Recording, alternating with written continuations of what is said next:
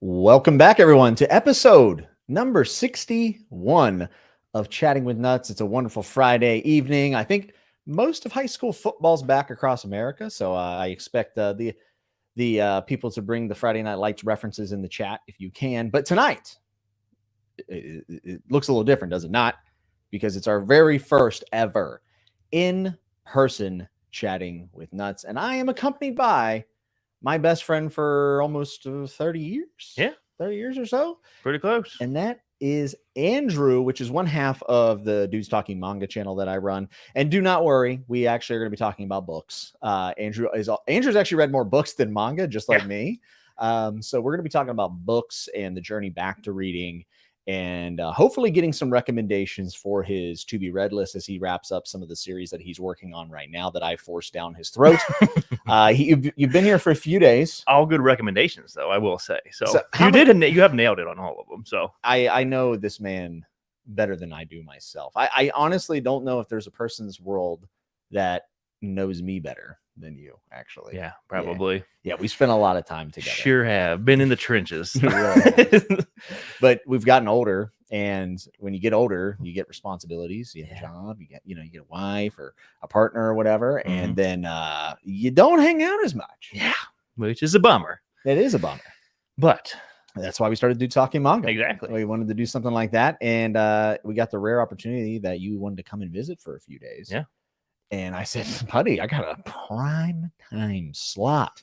I mean, it's an honor. I mean, this is really the first time. And I mean, it's weird being on this end of it, though, because usually I'm tuning in. I got you on the big screen at the house, and now I'm not only here, but watching. And I mean, yeah, it's awesome. It's surreal because it is funny looking at like, hey, it's on the set. Like we're on the set, right? It's not bad in here, right? I like it. I dig it. It's a little hot. It's which I run a little hot anyways. So. Oh, he's already sweating. Yeah. He sweat through. That's why I couldn't wear a gray shirt, because wouldn't be very pretty. He had a gray shirt on, and then it became dark gray. Yeah. So he had to change before we went live. So you do watch, which you've always supported me in all the crazy adventures I've ever done. Yeah, Who is your favorite guest on Chatting with Nuts? Oh, dude. I mean, it's almost like a semi-permanent fixture. You got to say Alan, man. I mean, you just no other comparison. I mean, I think that most people would say Alan. He has helped make this show what it is. Mitch has a great. He says, Andrew, what is young Jimbo's most embarrassing story that he would not want getting out? Oh my gosh, I don't know if we should say some of those on here. Yeah,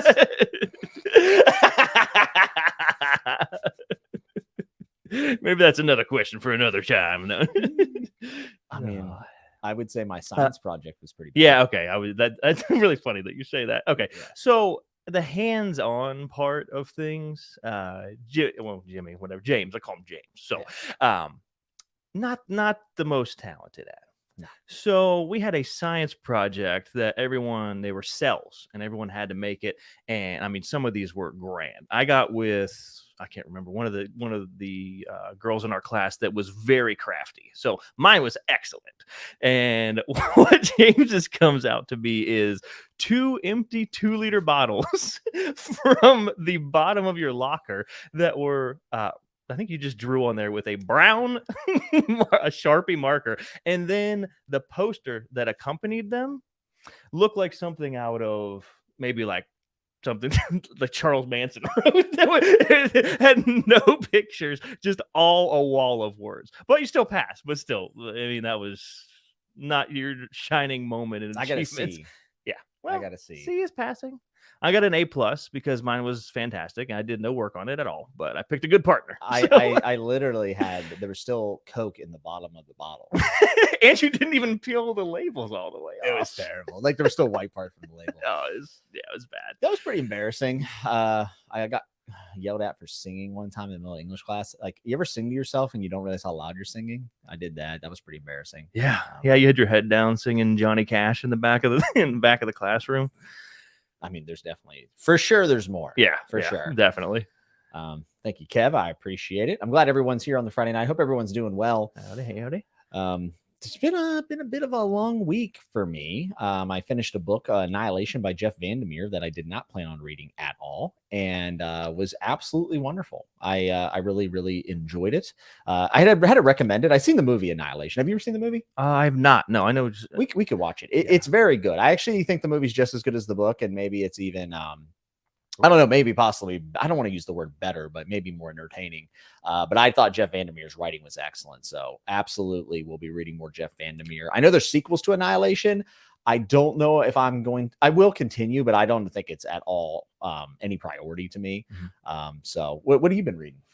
I've been reading, actually, I just finished up 11/22/63, which I got it right. Yes, to Stephen King, which you recommended. Fantastic. And I did not think I would like that book at all, but I absolutely loved it. I wanted to take a little bit of a breather from reading Dark Tower. Dark Tower, yeah. Because Frank Mueller, not reading it. I do a lot of driving, so I have the audio book, and switching up the reading for me, I had to take a little bit of a breather. So I really, really enjoyed 11/22/63. Yeah, you got it again. Don't worry, honestly, it took me forever to remember the date. And I'm excited too, because now I can watch the show, which looks actually pretty good too. So yeah, I actually really like the show on Hulu. I know some people don't.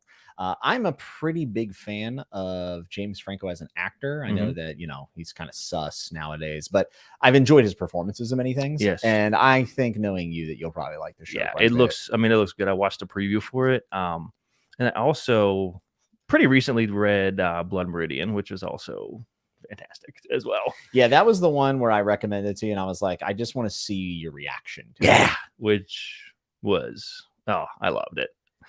And part of me wonders if you not having like all of the reading experience in the world actually made Blood Meridian easier, because like you don't know what to expect all the time, especially from a Western. Like, you've never read a Western ever, besides Wizard and Glass, I would say.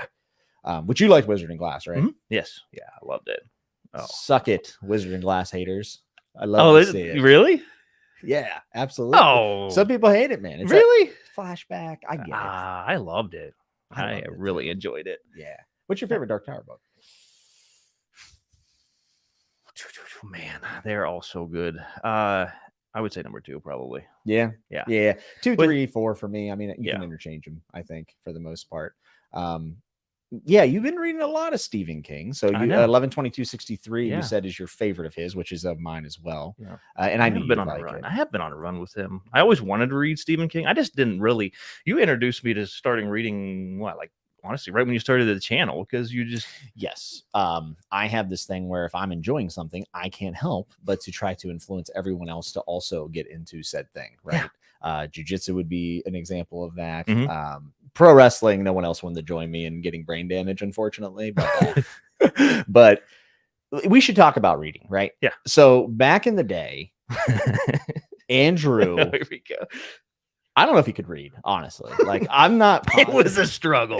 So you are dyslexic, right? Yeah, I'm dyslexic. Which I am in the process of finding out if I'm dyslexic. I found out that I think I might be. So I read backwards too. That's why I hate reading out loud. So that's why I like reading manga. Well, that's great, because I've actually pulled out a teleprompter, and I'm gonna have you. No, God, no, my worst nightmare. So actually, I took a couple tests, and I'm actually thinking I might be dyslexic. So I'm going to go to a professional and actually find out, because I don't want to just say those things and not have it true. But man, did a lot of things clicking apart. But you were dyslexic. We knew you struggled with reading. You never really enjoyed it, but you did enjoy a few books. In middle school. And what were those? Can you recall? So I liked. Oh man, what was it with Pony Boy? Outsiders. Outsiders, yes. And so apparently the English teachers didn't talk to each other, so I just pretty much read every year. You're supposed to read like 4 or 5 books. Just read the same ones over and over again. It was Hatchet, The Outsiders, and then I can't remember what the other Outsiders. What those books were, but by the same author. He was I can't remember. Somebody in the chat will tell us. Someone will get it. But those, and then that baseball book, actually, that you Heart of a Champion. Carl Duker. Yes. So I'm actually going to be working on a video about Carl Duker. Oh, really? Yeah, and I don't know if anyone will actually care, but for me, every time I think about like where I'm at with reading and like what I've read in this channel, and the people I've met, and I just think about it really, like, I really fell in love with reading. I would say I loved Lord of the Rings, and I enjoyed getting into the first 2 Harry Potter books, and I kind of just fell away from them. But like Carl Duker single-handedly like made me realize that reading is something I could love. And I mean, you remember, you were over the moon with that book. And that's why I was like, well, maybe I'll read this. And it took me forever to read it because just did. That's how everything was. Even if we had 2-period reading class, like I just struggled and didn't enjoy it. And always cheated on your book reports. Always, every time. I only got caught once though, so that's pretty good numbers on there. There it is. Yes, Hatchet by Gary Paulson. Let's go. Oh, and then Brian's Winter, which, okay, so I was talking to somebody about this the other day, and I've never actually looked up the science behind it, but I still think about it when it gets really cold. So did you read Brian's Winter? No. Okay, so Brian's Winter is basically Hatchet. He is wintering the storm, right? So he has to stay in this place during the winter, and it talks about how cold it is. And so he's sitting in his tent or like whatever his little thing that he's built, and he starts hearing what sounds like gunshots. Right. So you're like, oh my gosh, someone's hunting. And you're like, they're going to be hunting him. But it's the trees exploding because they're so cold, which, like, now thinking about it is probably not true. Like, I don't think it can get cold enough to explode trees, but like, it was a big part of that. You don't think so? I don't know. But like, to shotgun explode like fireworks. So I think about that. Like, every time it gets cold, I'm like, I can't get too close to trees because they're going to explode and I'm going to get splinters all in my body. I feel like that could be true. You think? I feel like it could be true. That is such a large plot convenience, if not. Like, it's so ridiculous. It has to be true. That's what I thought. I mean, I don't fact check. There it is. It's a real thing. It's a real thing? Yes. And Nick would. Hi, Nick. Nick would know. Nick has been in the coldest of like Russia. He knows. Okay. Nick knows. That's a thing then. Okay. Yes. Well, I mean, I acted like it was a thing, but I was telling someone. All right, there you go. Yeah. So I've been telling people that, and I don't like to fact check things very often. I just tell them as truths. And so, hey, I guess I haven't been lying about that for a while, but that really stuck with me. That part in when he had to go actually dive down and get the hatchet. I know we're going back to like elementary school books. Dude, those books were important. Yeah, they were. I went to the YA section of Barnes & Noble. They had like 8 different editions of Hatchet in all different sizes. Oh, and I'll be honest, I kind of wanted to reread it. Yeah. I don't remember much about Hatchet. I just remember loving it. Yeah, it was great. Yeah, I'm going to be doing a video on Carl Duker though. And like why his stories grabbed me and why I still to this day think that there's things that Carl Duker did in those really young books that I still attach to as an adult. Obviously, there's a lot more to dive into. Yeah. But Carl Duker set up my taste in many ways. Oh, dude, absolutely. Man, I mean, that's awesome. The tragic end for the hero of what people perceive to be a hero who isn't. I'm thinking Heart of a Champion. Yeah, sure. I can spoil Heart of a Champion because no one here is ever going to read it because it's for 12-year-olds. I think you could. But star baseball player, star pitcher, right? Yeah. And he goes out there and he's just throwing heat. Like he is the man. He's being scouted by the MLB and everyone thinks he's the man. And then I don't think he's a catcher. I think he's like a backup second baseman is the main character. Oh, man, I believe so. I can't remember. Like I'm foggy like you are with Hatchet with that book. So we're seeing the MVP of the team through a backup player and who is his only real friend. And everyone thinks the pitcher's the man, but we see that there's a lot of abuse at home. I believe that's what was happening. Yes. Yeah. And he's drinking and he's only like 16, 17. Yeah. And unfortunately, he ends up driving drunk and the famous pitcher dies. And everyone's just like, this guy was a hero. And everyone just recognized that player for his abilities. And no one knew the struggle. No one knew who he really was besides the backup. Yeah. I think he was a backup. He might have been a backup pitcher even. He might have been his backup. Oh, you know what? I think it was. Now that you say that. I'd have to I can't remember. I mean, I don't want to. It's like a 200-page book. I could definitely read it again. Yeah. It's written for 10, 12-year-olds. But I mean, it was honestly, it was rough. I cried. Miss Murata, 7th grade. Oh, Miss Murata, 7th second grade. period. Yeah. I let it go. I let the tears go. That was the first time a book ever made me really emotional. Yeah. And that is very similar to a lot of my favorite fantasy books is like a hero that has a cost of being a hero. Yeah, sure. And maybe has a backstory that no one else sees and how you handle that. I recently read, and I think you would love him, Elric of Melniboné, written by Michael Moorcock back in like the 60s and 70s. Yeah. And very much like, think Conan the Barbarian, big sword. Okay. Bad dude, but come on, love a big sword. He was born sick. and he needs Wow. medicine. So there is a weakness about him. Oh. And he strives for dialogue with his enemies. And Mhm. so he's capable, Yeah. but he is doing the opposite of that and trying to extend the olive branch, lets his enemies speak freely in hopes that that speech will get them condemned by the people, right? Okay. So it's one of those things where you look at him and you're like, dude, what a Chad. Yeah. But then you look at like everybody wants to be Behind a the Chad, curtain, right? but Yeah. nobody wants to be a Chad. Sure. You know what I'm saying? Mhm. Like No one wants to do Chad things. that's right. No one asks about the cost No. of being a Chad. Yes, I agree with Evie. You should definitely read Moorcock. They're very short. Okay. And there's a magical sword. So I mean, that's awesome. It's weird now, like reading a book. Because people at work will talk about books, and they're like, "Oh yeah, I read this in like a day," and I'm like, "Oh, okay." They're like, yeah, it's 180 pages. I was like, "Oh, that's very short for a book." Yeah. Honestly, I mean, with you, I kind of threw you right into the deep end. Yeah, you did. Yeah. Trying to think what was first. Well, so you didn't read for how many years? Oh God. I mean, I barely read anything. I mean, like, for minimum of 10 years, probably 12 years. Yeah. Why do you think that is? I don't know. I just was doing other things, I guess. I don't know. I mean, drinking a lot of booze. I could read a bourbon menu. Now you spent some time in county, right? Anybody in the old slammer for a while. Oh, I did my nickel.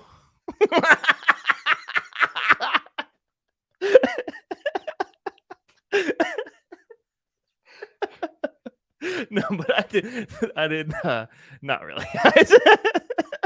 Just say that all the time to people. But anyways, I digress. So yeah, I mean, I don't know. I just didn't read for the longest time. Then you actually got me down with the Wheel of Time, and that was pretty hard to go through. I'm not gonna lie, it took me a long time to get through that book. So this man here, anytime if I recommend, hey, you should get into reading, he goes, okay, like what should I read? And I tell him, or anything, jiu-jitsu, right? Yeah. This guy signs up, for jiu-jitsu and shows up in one of the most best quality limited edition gis that like black belts of 10 years go out and buy. He shows up in one. Sure did. And everyone's like, this guy's an idiot. And he did the same thing with Wheel of Time. I go, you should read the Wheel of Time. So what did he do? He went out and bought all of them. Yeah. And put them up on a shelf. And I'm like, you probably should have read the first one. Now I'm guilty too. I have the Wheel of Time up there. And everybody knows that I stopped reading after book 5. So I'm guilty as well. Yeah. But you always tend to jump in, don't you? Yeah, I just go full tilt. Yeah. It's kind of I mean, this is all in. We've both been like that. Yeah. Yeah. Just like all or nothing. Because and I think that just stems honestly from our love of professional wrestling. Because like just the over the top showman ridiculous, just full throttle all the way. Yes. I think that's where it stems from. I 100% think that. I mean, so yeah, and I did. And I just read the first one, and now they're all sitting on the shelf. You liked the first one though. I did like the first one. You really liked Reigns. Yeah, I did a lot. And then right after that I got into Joe Abercrombie, and I was like, I'm gonna shelf these for a while. Yeah, I do think wait, you read The Great Hunt? Oh no, I did. You're right. No, you read The Great Hunt. Yeah, the first two. Because I was like, bro, you have to read The Great Hunt. No, you're right. Yeah, I did like that too. Yeah, you love The Great Hunt. Yeah. And I did too. That was whenever I was at like the height. Like I was like, this is gonna be the best thing ever. Like I was so excited. Yeah. So yeah, I did throw you into the deep end, but I've always said I thought, and I stand by this, even as someone that doesn't love the series, I think Wheel of Time's a great recommendation for people. I really do. Yeah. It has a lot of the classical tropes. It goes its own way at some point. There's multiple POVs, which I think is important to get used to if you're going to read epic fantasy at least. Which that was hard. That was honestly one of the harder things for me to get down with. Oh, certainly, yeah. Especially reading young books. You know, you didn't have all the POVs. So yeah, that was the struggle for me, but now I love it. Yeah. And what was funny too, like when I started diving in to the Joe Abercrombie books, I even remember texting you. I was like, man, I don't know about Best Served Cold. I don't know why. And you were like, yeah, dude, love First Law. Absolutely love First Law. But yeah, it was right after First Law. And then I read Best Served Cold. And at first I was like, I don't know, man. I don't know if I like it. And you're like, yeah, like you just kind of were like, yeah, all right, whatever. And then I read a couple more chapters. I'm like, dude, this book is awesome. Well, I know that you have a short attention span. Yeah. So I was actually impressed you got through the Blade itself, because I honestly, it's a slow book. I mean, I audiobooked that whole thing, and the voices. I didn't know that. Yeah, that one, the first one I did. Okay, I didn't know that. Yeah, and I love that audiobook. It's fantastic. The audiobook doesn't count. I'm kidding. I'm kidding. It's a joke. I'm just joking.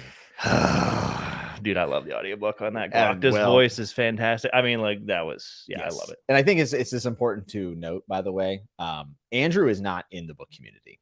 He doesn't watch any other booktubers. He watches my Chatting with Nuts. Yep. I doubt you watch many reviews. Maybe No. you do. I don't know. But like your opinions are outside of the bubble, is what I'm trying to say. Oh, that's fair. Yeah. And I'm definitely not. I wanted to say that because like people love Pacey. It's like one of the things. It's like a trope. Everyone's like, I love Pacey. Oh my god. So like you're agreeing with it, but I want people to realize that this is something outside of the bubble. Oh, okay. It's not just you echo chambering. Like this is just, like I said, I didn't know you did the audiobooks. Oh yeah. So this is my favorite thing that you've read, and one, because you loved it so much. Oh god, I loved it. But two, dude, you hadn't read books in 15 years. Yeah, and then you read 10 books. Yeah, I rifled through them. Yeah, you read 10, but that's a commitment. Yeah. Well, I immediately loved it. And I will say this too. Yeah, well, you did forewarn me about the Blade. You're like, dude, you grind out through. I mean, not even a grind. You're just like, it's gonna be a little bit slow. So if I knew that going in, if I didn't know that going in, and I feel like too, starting out with the Wheel of Time and then going into the Blade immediately was like, that was great pacing for me, because it was a lot slower, and then you get all this action in Abercrombie's books. And just that dirty, gritty, grim. Oh, fantastic. Like, I love it so much. Yeah, I knew that you would appreciate the kind of gallows humor is what people usually reference it as. And there's a bit of a Tarantino spin on some of the dialogue. I would 100% agree with that. Yeah, and Which, you know, I mean, best served cold Kill Bill, essentially. Yeah, pretty much. You know what I mean? So yeah, that's honestly one. And I don't like, never in my life would I think, oh, I'm going to do, well, first off, read a book more than like this big, and then to go back and like want to reread something. And that was definitely that on my list would be something all of those books I would want to reread. Yeah. And I can't even, oh man, I don't even know which one. Like, if I had to pick a favorite one, that'd be tough. Is he your favorite author? Oh man. I would say, yeah, he's definitely, he's my favorite author. Yeah. I wouldn't say definitely, but I would think, just all of his work that I read, I loved. Didn't you try his YA series? I bought it and it's sitting on the shelf. Oh, you haven't tried it? Viking. No, I have it. It's still in the plastic. But yeah, I haven't read it either. I've heard it's fairly mid. Really? Yeah, I've heard it's pretty mid. Well, I mean, and it was nice too when he was releasing them. I hit it at a good time too, because I got like 3 releases, so it was fantastic. So I was. How do you feel about, with no spoilers, how do you feel about the original trilogy against his newest trilogy? Oh, I think he just kept getting better. I agree. I think it kept getting better. It got grittier. It got deeper. Even his writing, I guess, like more, I don't want to say, I guess, refined, but like just prettier. It just sounded prettier, I guess. Like, I think he was able to do more with less, which is in life, most of the time is what you want to do, right? It's something I can't figure out. I chat for 2 hours and I still can't make a good video, which is very unfortunate. Very unfortunate. I would say a lot of your subs and people watching now would disagree, and I would also disagree. I mean, I am very thankful that people put up with these streams and enjoy them, so I'm glad. The thing about the first Law trilogy, the first one, is that it's really hard for me to top the Northman. You know what I mean? Yeah, it is difficult to me, and I did not feel like the Northman stuff was as good in the sea. It's good, but it doesn't compare. I feel like, but everything else to the me, battles, for me, and I'm a big time battle fan, and I think that's too why I loved Rage of Dragons. Yes, that's what I was going to say. Oh, that's the fastest I've ever read a book. Same here. Well, maybe not anymore. I think it was like 3 days. And I just I didn't sleep. I just read and having dyslexia, not reading for a long time, because Rage of Dragons was probably book 1 or it was book 2 or 3 that you read. I think you read that before First Law. You're right. No. I read First Law, then I read that. And you read the sequel. Yeah. Nobody talks about the sequel. I got a comment on my review today for Fire's Revenge. It has like 500 or 600 views, I think. Like, nobody watched it. Like, nobody read book 2. Really? Yeah. Book 1 in our bubble, hyped. Like, people were like, dude, Evan Winter is George R. Martin. He came swinging so hard. Like, how do you top that? Well, the sex scenes were terrible. You remember how awkward it was? It was weird. I still like, it stuck with me. So yeah, but that's for me. That's a good, like, that's good, right? If it makes you like uncomfortable, or it puts you in a place, it makes you feel something like that for me in a movie or in a book. So I you know, it is awkward, but like I did actually, and I almost like enjoy, but like it stuck with me, and Yeah, it made and- you feel some type of way. yes, and you've read a certain amount of books, so you haven't read a bunch of romance per se to see No. it executed. I have not. Now, one thing I do think that is interesting about what you said, and I like that you disagree, because Tom Platz, which is one of my favorite bodybuilders of all time. Okay. He's a squat guy. He squatted all the time. Huh? And, you know, he was in the classical Arnold era of bodybuilding. And people were asking what he thinks about like Ronnie Coleman and Jay Cutler, these guys that are like, you know, when you think about bodybuilders now, folks, you think about guys with like, you know, they look like mutants. And they were like, do you think it's too much? And he goes, yeah. At first, I think it is too much. He said, but it's art, and art's supposed to make you uncomfortable. Oh, yeah. And he's like, so I think it's good. Yeah. And it was just interesting because a guy who has every right to go in there. I mean, one of the best physiques of all time. Sure. I think he was at the 200-pound limit. But I mean, Tom Platz was jacked. Yeah. And knew so much. He said it made me feel uncomfortable. So that's probably a good thing. Yeah. And sometimes sometimes art's supposed to make you mad. Yeah, I agree. Yeah. I'm a huge component of that. And yeah, I completely agree with that. Yeah, and you know, books are art, but you've also worked in music. Yeah. And you did a little bit of film school as well, and some other and stuff. I love to I used to do street art stuff all the time, and that especially. I mean, you know, just to make those I forget what they're called. You put LED lights and make a magnet, and then you throw them up on statues and like make pictures with them. Super cool. Yeah. And like going around wheat paste, you know, just destroying people's property, but for the better. And then one time I actually got into like a battle with someone else, which was super cool. And you know, like a turf war, but in rural community of turf war for spray paint artists. And I'd like to think I won. Well, my picture of Mr. T, we didn't have any more action after that piece because it was excellent. Fun fact, folks. We all know that Bobby Baratheon is a very important part of this channel, which, you know, he's behind me right now. This is the guy that painted that. It's me. He that is a one of one. I Yeah. didn't order it from Etsy. I didn't order it from the HBO shop. This guy painted it for me for Christmas 4 years ago. I did. Yeah, pretty awesome. Everyone always says that. I need to do more of them. The last one I did was of my friend's dog, I think was the last one I did. And that's been like 2 years ago. I haven't painted. I don't know. I go through, now I'm playing guitar again a lot. So like, that's the hyper focus right now. Yeah. So I do want to get back into painting because I think it could go hand in hand, and I think we could do a lot with it. I mean, so, I would love, you know, we open up Andrew's paint shop and we could do giveaways on the channel. Yeah, I think people would be excited about it. Do limited runs and stuff. Yeah, my girl always tells me like, oh, you need to make some more painting. I'm like, ugh, because we have those art swalks, these arts fair around us, and like every time I go there, I mean, anyone who makes art knows this feeling like I could have done that, blah, blah, blah. But you didn't. You sat on your ass and didn't do it. So, you know, you can't be that mad at yourself. Yeah. So, but I definitely am. I'm getting things set up finally, which I'm not going to say, oh, I'm getting my basement set up, because I didn't, and I do have the other studio set up. So we love Bobby B. Well, thanks, guys. Oh, that was one of my favorite ones that I did. So Fantasy Fanatic says, wow, that's impressive. Great job. Thank you. Thank you. I mean, it's been an integral part of the channel. He has his own jingle here.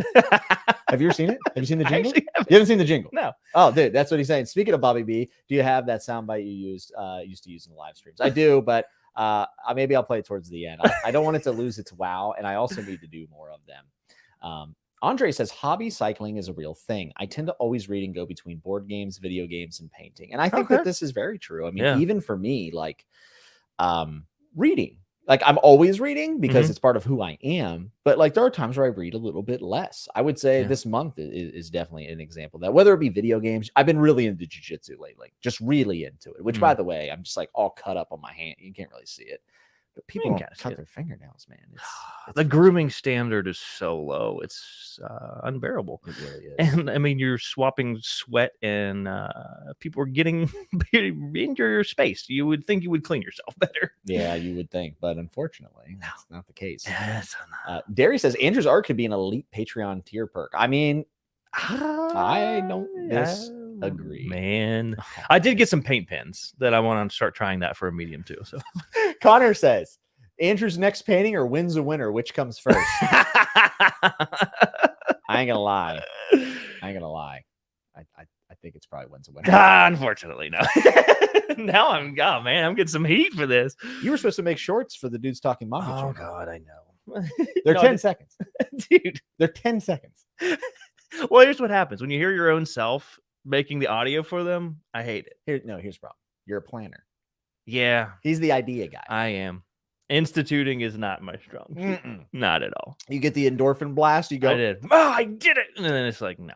You like putting it on the docket, but never actually getting it off the docket. Yeah, that's very true. Yeah, that's fine. It's sometimes hard to get her past the finish line. Hey, I got my pilot's license, though. That was terrible and hard, but I finished it. So now on to the instrument reading. Now you're on the instrument. But you read pretty consistently now. I have been. Yeah. You really have. You've been on it, and Yeah. you've like I said, you read Fires of Vengeance. But I think me, you, and like 3 other people in the world have read that. I actually book. like that book too. I did too. I thought it got better. I think so. Here's my thought on that. I think it came out too quickly after, because I don't think the world had digested his first work yet. So, like, well, here's the problem. well, So I'm not publisher. I'm not gonna lie. I think the book got a little hyped. And when people are using things like the next Game of Thrones, and so that's too you're not doing anybody a favor. no. That's not doing anybody a favor. And he's probably, I mean, you have to be in your head. Well, it's his debut book. Yeah. You know, of course it's not perfect. Mhm. And I think that enough people maybe got burned or something. I don't know. I don't know. Yeah. He's struggling to write book 3, which is a little sad because but I would rather him take his time yes. and get better. Did you know he's I think he's a brown belt in jiu-jitsu. Oh, no, really? Yeah, he rolled with Joe Rogan. Ha! Yeah, he's rolled with Joe Rogan and that's Eddie awesome. Bravo. Yeah. Isn't that wild? That's, yeah. So weird. Would have never guessed that. I'd tap him. Evan Winter ain't got a chance. Yeah, you would. There ain't no way. Evie, thank you so much for the 2 spots. She says, play the soundbite, you coward. Okay. I will play it once. I will play it once, and mainly because you actually have never heard it, and I feel like you would appreciate this. Okay. So without further ado, Bobby B by Andrew by Bobby B. A big shout out to you in supporting what we do, and here's a little jingle for you. It goes something like this. They told me not to, I did it anyways, misbehaving. Cersei said don't, but I said I'm gonna misbehaving. Pies on the windowsill, swimming in the creek, catching crawdads and playing with the stick. I wore lipstick and I got caught shaving. Just one little country kid outside misbehaving. Thank you for the super chat. Is this? I forgot how long it was. Andrew said that my editing was low budget. I said low quality is what I said.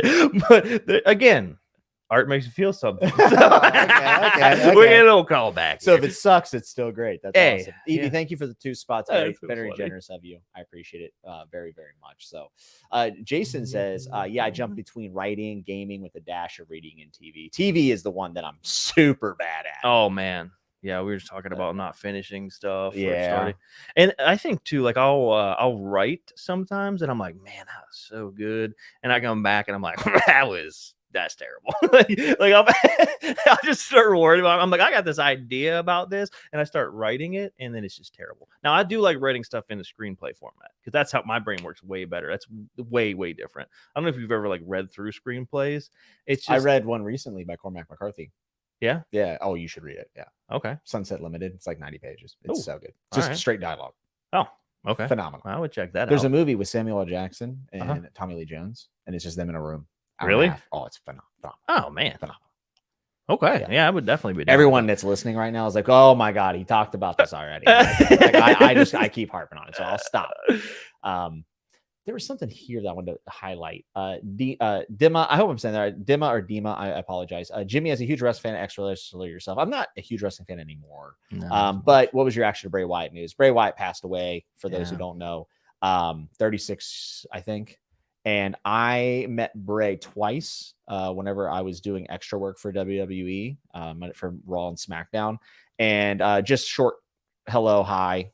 Very kind. A lot of the guys are not kind to people who are up there just trying to get a shot. I'm not going to say I knew the guy, but I know people who know him, and only ever heard really good things about him. And it's tragic that he passed away. So, I hope that his family can somehow find peace, and his kids and everybody. So very, very sad news. Very, very sad news. Yes. Derry is shocked that you have a pilot's license. So you did just get a pilot's license. I did. Yeah. Yes, I did. Pretty amazing. Carving the skies, bub. Carbon skies. Yeah, we talked about flying air, but the weather was not VFR for us, which is visual flight rules for all you non-pilots. We call them civilians. Yeah. Around here. It's real. Anytime they ask for my ID, I just pull it out and go, "Oh, sorry, that's my pilot's license." I'm a pilot, of course. Actually, someone sent me a meme today. Said, "I was like, there are two things that are for certain, and one of them is that if a pilot is a pilot, they'll let you know it, and it couldn't be more It's true." like CrossFitters. Yes, it is. Or honestly, like fantasy readers. Though sometimes I keep it under wraps. Yeah, it just comes out of you. Do people ask you what you read? Do people ask me what I In read? a conversation like, "Oh, you read? What do you read?" Not very often. I don't really tell that many people that I read, I guess. I mean, at work I do, but then Are they're you like, ashamed? no, no, I'm not ashamed. Just no one like that is at work. A little bit ashamed. You don't think? No. Not even a little bit. No. Huh? It just seems like you're kind of ashamed. I'm ashamed, all right. No, because no one's gonna read what I'm reading at work. I mean, maybe one person, but then they're like, "Oh, dude, I'll read that," and then like I read like 5 more books, and then they're like, "Oh, I read the first chapter," and it's like, okay, well then we can't talk about this book. So Yeah. no one that I talk with, is gonna. I mean, deer hunting, gun toting people that fly you're planes, deep like, in Appalachia. yeah, deep in Appalachia. Yeah. Jack, I'm sorry I called you Jason. This is also another symptom of me supposedly being dyslexic. So I apologize. And by the way, I always thought being dyslexic meant you just read things backwards. I had no idea there's a whole other array of things that signify it. And my life makes so much more sense now. This is one of those things. Like whenever you figured out you had ADHD. Yeah. Which I think everyone can probably tell in the chat that you have ADHD. You think? Based on just what we're talking about with your habits and your hobbies. Yeah. And the doom piles of things, which I didn't know that was a thing. But it sucks because then you have clutter all the time and you can't work with the clutter. So it's just a constant struggle. But it gets rough. Yeah. But I'm proud of you, man. I mean, you went and got a pilot's license. And for someone that jumps around and does so many things, pretty incredible, man. Yeah, it's that is not an easy thing to do. Well, and see, I have this thing too where I think that things are going to be a lot easier and like a lot quicker. So if I don't get, well, it's that dopamine. I need that dopamine in my brain. So if I don't get the results quickly, then, well, thank you. If I don't get the results quickly, then I just bail. And that's why I have an array. And I saw someone post that we should have a, not a dating site setup, but it's just where everyone that has ADHD sells all their things that they buy when they get hyper focused on a hobby, which I couldn't agree more. Because actually another obsession that I had was tie dyeing, which that was strange. The weirdest one. It was so weird, but I made some awesome tie dye stuff. Because here's what happened. Someone I knew there was like, "Oh man, that's a really cool dress that you got that's tie dyed." They're like, "Oh, thanks. It was like $200." I was like, "Oh, are you kidding me?" So then I was like, again, I can do better than that. And then I spent hours and hours and hours. I did ice dyes. I mean, I have like 4 totes full of different dyes. Like I was mixing my own colors. I mean, and that lasted about 4 months. So now I just have totes of tie-dye stuff. So his tie-dye wasn't that good. Oh, I'm going to be honest. It was good. It wasn't good. But it was good for a guy trying to do tie-dye. It was pretty good. But like, you don't think? No. You're always thinking. I got to cut you down. I'm sorry. I could have done it better with my eyes closed. Well, then it looks like I'm going to have to fire back up the old tie-dye shop. Please don't. Please, for the love of God. Brie says, what are your guys' favorite movies? I always get asked this question and I'm like, ugh. I mean, Lord of the Rings is the easy answer, but I also really do enjoy the man, I don't know. I really like Interstellar a lot. What's your favorite movie? You're a film guy. I love Wolf of Wall Street. Yeah, I could see why too. We were actually just talking about today. I love that movie. It's incredible. I love Leo though, so that's a little unfair. I would say the movie Seven is also, it's an old thriller. Oh, that's a fantastic movie. So good. Like, what a good movie. I just like Reservoir Dogs is up there for me. Yeah, that's a good one. You know, movie we both saw, and it ties into this this show and this channel. you love Dune, and I did not expect you to love Dune. I loved Dune. I didn't think it would hold your attention. Oh man, I could just honestly, I could listen to Dune and be happy. I agree. Like The soundtrack's absurd. oh, So, like bad news. Dune 2 delayed to March. oh, what a Isn't that bummer. sad? I haven't read it though. I bought the book. I got him back there. Yeah. Yeah, I'll let you borrow it. Well, no, I bought like 2 copies of it. right after I watched, I'm like, I'll read the book, and then I just watched the movie again, and I was like, all right, that scratched the itch. So now I have 2 collector's editions of Dune. So again, talking about the excessive, over the top buying of things. I mean, I will read Dune one day, maybe. someone said tie-dye's Oh, I'll send some of the tie dye on here. It'll change your tune. This ain't your run of the mill tie dye. Man, It's amazing. over here telling me that my tie dye. I'm sorry, bud. Bro, I had to do it to you online. yeah, I guess that's probably why you just never said anything about it. In retrospect, a lot of people didn't. He's say like, "You want a anything. shirt?" And I was like, "No, I have no room. My closet's full. I'm actually good on tie-dye." At least I never tied out a gi. Nick says, super relatable. I have so much stuff I bought for hobbies and are useless now, and I'm too lazy to actually sell. The selling stuff is a pain. Yeah. Also. It's just like Mine now is just long range shooting, which is super fun. Yeah. Love it. The science behind it. Oh, so much stuff. But someone said, "Not No. Apocalypse Now, dudes." No, I mean, I like the movie. It's pretty great. Yeah, Dune 2 being delayed is honestly a bummer. I mean, Yeah. Oppenheimer was fantastic. You haven't seen I it. need to see Oppenheimer. I think it's still on IMAX here. Oh, We should go. I'd be down. And I'm hoping that they'll replay Dune because you also didn't see Dune in IMAX. No, I actually watched it on my iPad on a plane. Yeah, I remember you watched it on the plane, and I was like, he's falling asleep. There's no way he's gonna watch it. And then you got off the plane, you're like, bro, Yeah, I Paul was Atreides is the so goat. hype. Well, the aesthetics and that world build too. I've actually never watched Avatar, which is What, the blue plane? never watched it. Who cares? I rode the ride in Disney, but Here's Avatar. You ready? it's some dude. I saw the breakdown of it. Was just some dude just wanting to clap some alien cheeks and just ruining it for everybody. And I was like, it doesn't seem like something I need to Relatable. watch. Ben Brown says, Jimmy read all 6 Dune books. I have not. I've Oh only my read God. the first 2. I thought there was only one book. Bro, there's like 30. His son took over and just like ruined the series. So Oh. people just pretend they don't exist. But Frank Herbert wrote 6, and Yeah. apparently it gets real weird. Really? Yeah. But like weird that you would like. I Is that think. why like the only one is out like in the store? I don't think I've ever seen more than They book have one. the box set? Oh, really? Yeah, I can actually. I have them downstairs. Okay. They released this pretty neat looking box set. It's fairly affordable too. Which Yeah, was they nice. have some really cool looking covers on that book. Yeah, man, we got to check out Dune whenever it comes out. I think you would like the book, especially because you have the movie to reference. Yeah.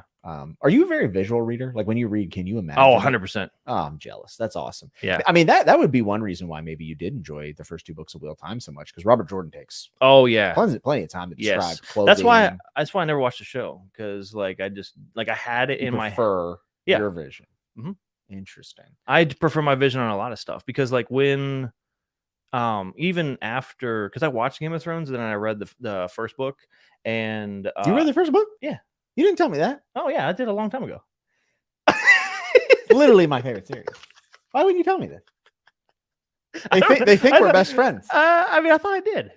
No. Yeah. So sorry. Yeah. I audiobooked it, so it doesn't count. Just a tip. I love it. Yeah. Well, so it was. All right. Here's why I didn't tell you, actually, because I spread it out so long that I can't remember all the stuff, and I knew you'd want to talk about it. So I want to go back and redo it, so I actually like have it all together. But for me, if I would have read that and then watched the show, I don't think I would have enjoyed it as much. I think because like the vision would have. You been, wouldn't have enjoyed the show as much. Yeah.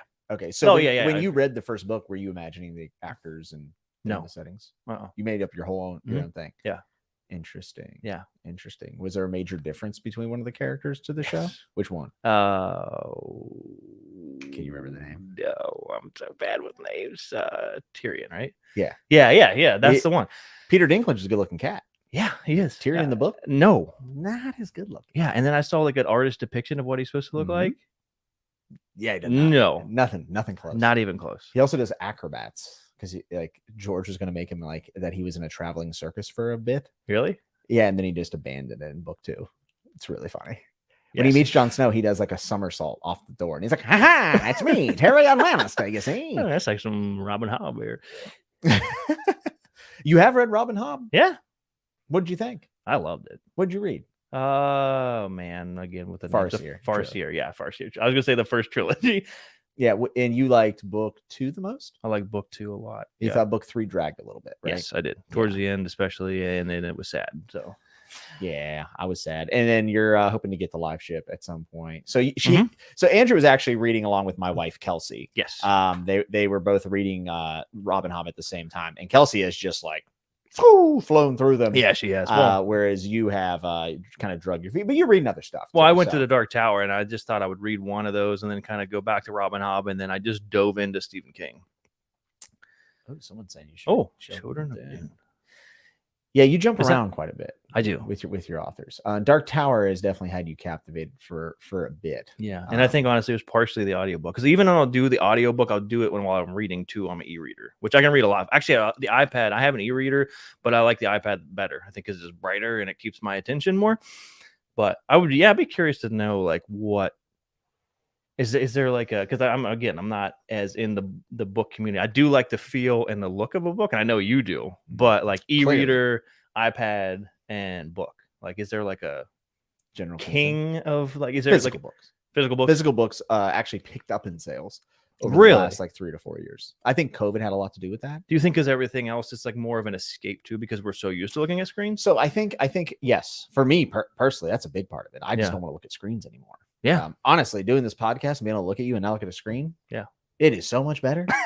Like, it is far better. Yeah, we look at screens all day long, but Yeah. also I really do feel like people are getting more out of their money when they're holding something physical, and Yeah. ebooks cost $10, $11, $13. Yeah, they I've do. seen an ebook that was $15.99, Really? and it was like 400 pages. Oh, If you're a big name author, you can get away charging that. wow. And I think people say, well, if I'm going to spend $15, and honestly, a lot of the times the sales and stuff, the physical ends up being the same or cheaper. Yeah. And I just think that people feel like their money's going at least towards something physical. And everybody in the world falls for the fallacy, and I do it all the time. Oh, I'm gonna like lend these books out, or my children will read, or my spouse will read, whatever Yeah. it is, and then no one ever does. Yeah. I've lent out, which is a big one for me. I lent out Berserk, and a friend of mine is reading it. No, well, Which- you, and you the lent deluxe Berserk to edition. a person who had a newborn Yeah. or small children. Well, he read it to them. So I think he changed some of the dialogue. It didn't show some of the panels, but it's a good age. 4 is a good age, I think, to read Berserk. They had that parental advisory, but you might as well not even just throw that out the window. Just- So when someone's asking whether we're going to do Dudes Talking Manga live, so we actually are going to be doing a video where we're going to be trying out One Piece sodas that we ordered from Japan, I believe. Yeah. Which is going to be weird. And then we're hopefully to do a discussion over there on that channel, but it'll depend on if we have time or not. Yeah. Because we have a lot of stuff going on. But there will be a video together like this on Dudes Talking Manga. Another book I was just sitting here racking my brain of like what else I've read is Poppy Wars. Oh, I forgot you read that You trilogy. bought it for me. Did I? Yeah. I'm sorry. Well, like you were like hyped it up, and then I just read it super fast. But God, man, Rin just pisses you off, man. Like, Hey, talk to him. God. Talk to him. Oh, jeez. Like I've never just hated, not hate, but just so frustrating. Like, get out of your own way. Like, my God. Oh, but I love that book. Those books, I really enjoyed. The third those, one was pretty. I liked the third one. I like the very ending. Yes, Well, I think for me, like the Mountain very thing where the people and they were looking for him the whole time. And then well, it's like, yeah. I'm But like, I think the coolest was the like capsules. That's such a cool idea, and I really like that. You know, what I'm talking. I mean, I don't want to. Nah, yeah. I don't want to get. I don't want to get. Dragon Republic was very good. Yes, That was a I very enjoyed good that a book. lot. Do you have any interest in reading R.F. Kuang's other book? She has Babel, which is like a dark academia. I don't have interest, but I'm not avoiding it by any means. I probably would read it, but it's definitely wouldn't be higher on my list. And like, I don't even know what the book's about, to be honest with you. What if I told you that she has more ratings on Goodreads than Blood Meridian. Yeah. What? She's On this new book? it might be the new book or might be Poppyware. I'm not sure. I can't remember which one God, exactly. it's so But isn't that crazy? That's insane. She's huge on TikTok. Like massive. Like one of the biggest authors on TikTok. Her or other people posting it? Her. She's So on, she's TikTok. Man, you gotta respect. Like, she's pretty impressive. Author for the new age, man. Yeah, it's pretty I cool. respect the hustle. I really do. By the way, Avatar. I feel like we should watch Avatar: The Last Airbender together. I've never watched it. Yeah, I would. I tried it stuff on once it. and I was like, not into it, but I kept falling asleep because I Yeah. was playing it at night.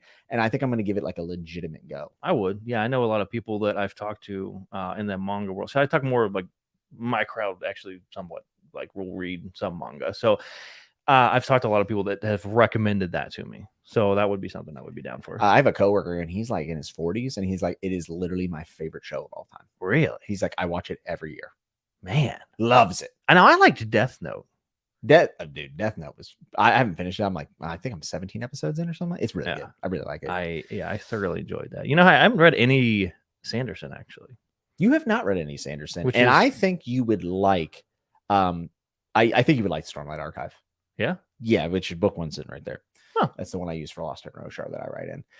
I think you would very much enjoy it. Actually, yeah. I think Dalinar is a character that you could get attached to fairly soon. Yeah. I don't think you would like Kaladin. You don't know who this is, so I'm just gonna say it. I don't think you'd like Kaladin. Okay. I don't know if you'd like Shallan, but you would love Dalinar. Okay. For sure. And then you would love I Zeth. don't remember you any. definitely love Zeth. Well, it's a Z name, so I mean. SZ. Oh, yeah. Sorry. Yeah. I think that you would definitely enjoy that. Now, you read book one of A Song of Ice and Fire. Are you going to continue ever? Like, what are you doing? Like, this is why I didn't say anything about it. No, I am. I'm feeling some heat, man. It's heating up in here. Get some real salt coming my way. Yeah, I am. I mean, is this now? It's going to be to the top of my TBR now. It's very true. So here's the thing about it. If you're gonna do it, I think you should do it all at once. Yeah. Well, honestly, I don't even feel like I got a good representation of what the first book is. Like, I want to redo it because it took me so long. I mean, this is like almost 2 years of like. I mean, you remember how long it took me? I took forever to finish Pet Cemetery because again, that audio. But I loved it so much. It was like such a great part of my day. That the audiobook for Pet Cemetery was so good that I didn't want it to be over. So like I just slow burned that for long months. And you were like, dude, you gotta finish it. I'm like, I didn't want to finish it. It wasn't a month, dude. You took a year to read it's not even that big of a book, but man, I could accidentally read a book in a year. Like I really could. How do you accidentally? Oh, there's another page. Yeah, I randomly rifle through it and I piece it together. A year. It was probably over a year, honestly. I shouldn't shame you for your reading. I know. It's all right. Mike J says, dude, not having split screen is messing with my brain. Me too, to be honest with you. You should have seen us trying to get this shot set in stone. Just moving. This is a good question. Tyler Telford asked, Andrew, have you by chance read any Neil Gaiman? I have not. I think you would like Ocean at the End of the Lane. That's the only one I've ever read from Gaiman. Other than Good Omens. I don't think you would like Good Omens. Okay. Oh, you know what? You might like Good Omens because you liked House in the Cerulean Sea by TJ. I did like that book. Yeah. They're not very similar, honestly. I don't know why I'm really relating them, but it's a silly book. Okay. And Good Omens has a lot of humor to it. All right. There's someone else recommended a Neil Gaiman. I can't remember what the book was, but that sounds familiar. So there's a ton. I mean, you can use graphic novel series, The Sandman, that a lot of people love. Maybe there's a Netflix adaptation. It's very good. Okay. Well, I shouldn't say I don't know if it's very good. I watched the first 2 episodes and said, I'm going to read this, and I just haven't read it yet. So. Yeah, sometimes that's just the way she goes, though. Yeah, it is rough. Too many books to read. Yeah, there is. There are a lot. Andrew kind of looks like this guy on this one channel that talks about life in prison. I know exactly who you're talking about. I just don't know his name. I literally know exactly. He was in prison in LA. I remember. When I was heavier, I used to be, who was it? Someone, I'm not good with football or sports, but it was a center.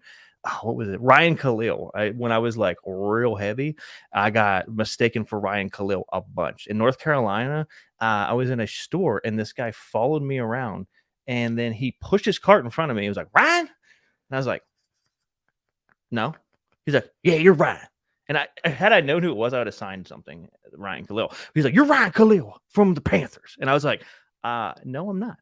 And he's like, yeah, you are. And he wouldn't let me go for like a couple minutes. And then I finally had to be like, dude, listen, I pulled out my ID and showed him that it was not me. And he's like, oh, I'm sorry. You look like Ryan Khalil. And then I looked it up. I'm like, yeah, all right. I did look like Ryan Khalil. I literally don't even know who that is. It was, I think he was a football player for the Panthers.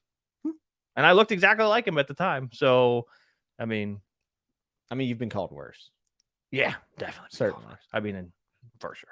It's a duck set. Are there any good manga that you guys recommend? I recommend Monster by Yes, Urasawa. 100%. Yeah. And I started 20th Century Boys and we'll eventually finish it. I Yeah, also think that 20th might Century Boys. possibly be a good place to start. Yeah. Urasawa is a big fan of Stephen King. So if you like King novels, I think that you might like his stories as well, which is really cool.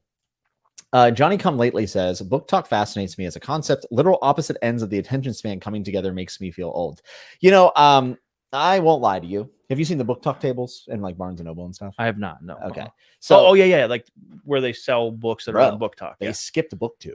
Like they didn't even go like from no table to BookTube. So I'm willing to accept Book Talk is far bigger than what I do.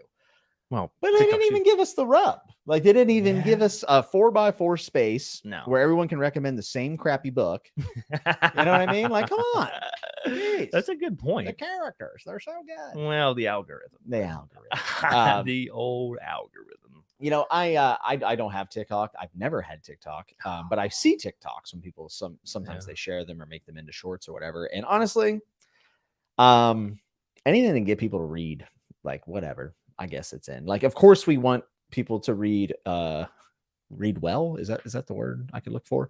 Read damn good books. You know, media literacy is very important in these things, and maybe they will be able to find a pathway to that. Maybe. So, what do you think? I don't get it. Like you were talking about the physical books going up. Do you think that's direct correlation with it? Maybe. I know the timeline lines up. I've seen a lot of things that say that literacy levels in adolescence is very, very bad when it comes to males. Like boys are just not reading what they used to. We'll be boys. Boys will be boys. That is true. So Avatar: The Last Airbender is close to a perfect show as you can get. Man. That's pretty amazing. BoJack Horseman, he has read First Law. We talked about it pretty in depth. Yeah. Well, I guess maybe not in depth, but we talked about it. We did. A good amount. Love First Law. You never did pick a favorite First Law book, by the way. I didn't. I did it on purpose. Honestly, it's funny because you said First Law, so I don't know, man. Yeah, don't make me do it. I can't. I can't. I don't think having a favorite's actually all that important. I just love all of them so much, and at different times. I was reading them at different times in my life too. So like, it's just they all mean something different to me. So, you know what you read when you were going through it? Faithful and the Fallen by John. Oh, I did. Now that was after my surgery. Yeah. So here's the thing. So you had actually read some stuff that I think is a little better than Faithful and the Fallen, and I recommended it to you. And I didn't know if it was going to work for you, to be honest with you, because I think, like, for instance, like I think Abercrombie's a little bit of a tighter writer. I like what he does, and also the Faithful and Fallen does have things about it that would be considered cliche or tropey or whatever. And I wasn't honestly sure, but the big thing about you is like you've never read Lord of the Rings. No, you haven't read The Hobbit, the Mimic. Yeah, you read The Hobbit, which is fantastic. And then you've read Eye of the World and Great Hunt, but like you haven't had the exposure to a lot of the cliche fantasy trips that we like. All of us, read all the time. So I thought maybe Faithful and the Fallen would actually feel new to you. And it did. And it felt, but you read it and you had just had surgery, right? Uh-huh. What was it? I can't remember. It was a hernia surgery. Yeah, you had a hernia. And it did not from picking up the tie-dye shirts. Super well. There's tubs of tie-dye shirts are awful. You had a bad hernia. Yeah, it was very, very You were laid up. Yeah. It was like in the worst possible spot. Yeah. It was like a softball size too. So they had to take a whole cheek, a whole butt cheek. You want to? Well, that's on the Patreon. Whole after hours. So yeah, it meant a lot. Can you talk about your kind of experience with Faith and Fallen while you're on painkillers trying to get through this recovery? It was, man, and it was like cooler weather too, so I was like outside and in nature a little bit more, reading it, and I rifled through those books, and man, I just bawled when I'm not going to say, but something happens in that book that made me like, and it has to do with the animal because I love animals so much. And God, man, that got me. Like it really stuck with me. Yeah. And that book just as a whole, like the struggle, and again, I'm so bad with names of characters. You guys rifle them off so quickly. But No, this is good because this is how normal people act. yeah. We're not all encyclopedias. This is good. The what's his name? Corbin? The dude that Oh no, you're talking about Maquin. yes. Yeah. Maquin. Maquin, people call him. Yeah, his struggle. That is like that's who I really just connected with. And I know that that's like your wheelhouse. You love that kind of story. I never was like a fan of that, but like man, his just that old dog just going one more time. Like We man, both have an affinity for that as we become old geezers, I think. I think that's probably what it is. Yeah. Well, you always liked like Tommy Dreamer though. Yeah, I always liked I was like the underdog. bro. Yeah. Joanna says, I thought we were supposed to be giving Andrew recommendations. Oh my and God. now I'm thinking I'll pick up the Pet Cemetery audiobook. Oh, You absolutely should. You should. Yeah, absolutely should. What's his name? Reads it from Dexter. Yes, Michael C. Hall. Dexter reads Michael it. C. Hall. That's Yes. Dexter. That has a book as well, by the way. What, Dexter? Yeah. There's a book. Really? Yeah, you could read it. Huh. Dude, you need to read Girl with the Dragon Tattoo. Have you ever seen the movie? Yeah, I have. You have? Well, no, okay. I've seen bits and pieces of it because, like, there for a while it was like always on every TV station for some reason. Like anytime, Really? when I was traveling a lot, and it was always on somewhere, and I just like seen bits and pieces of it. But it looks awesome, and the book's good. Oh, bro. Yeah, 5 stars. So good. It's so good. The audio is very good as well. I would suggest maybe reading it though, or doing immersion reading because there's a lot of names that I think like you're like me, like you'll have problems like remembering. Yeah. But I think it's a fabulous book. Yeah. So okay. Good. It's kind of like a family drama, like mixed in with like you have to remember, like this book was written at a time where like technology was like just starting to come into like the commonplace, like 2000, 2003. Okay. Like that would be. We had a leg up. Do you remember like 2003? I was like getting past the firewalls at school. Yeah, we had the Wi-Fi password. Remember B-Tunnel? They pull up YouTube. Yeah, yeah, we were got in a lot of trouble. Yes. And then we would sell the Wi-Fi password and then change the letter and be like, I don't know, man, it's still $50. It was worked yesterday. So it's like that. It's like there's a younger character that has like these advantages and using them for like investigative purposes. Oh, so it for us looking at it in 2023, it's not that. But if you put yourself in the mindset of someone in 2000 to 2003, it's like, wow, different. This author was like tackling things that people then didn't understand. Sure, you know what I mean? Yeah. Like he gets into even how many like megabytes of RAM the iBook has, the iBook G4 and stuff. And I'm just like, I'm a huge mark for that. Like I love that stuff. Of the era stuff like that, I love. Same with movies. I think you will really, really enjoy it. It's a quick read. Like you will blow through that book. Okay. I'm on the 3rd book right now, and it is also very good. I really liked book 2 as well, but book 1 to me is like powerful.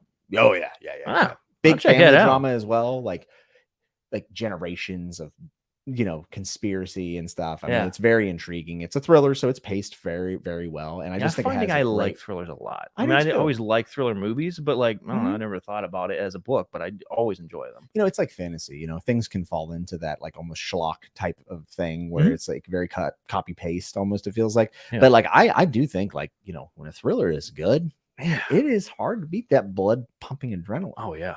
It's so fun. Oh man. Even for me, man, Pet Cemetery is so powerful. See, I wouldn't call that a thriller. I think it's a horror book, but it's almost a psychological study on grief. Oh wow, yeah. Like processing. Yeah, that is true.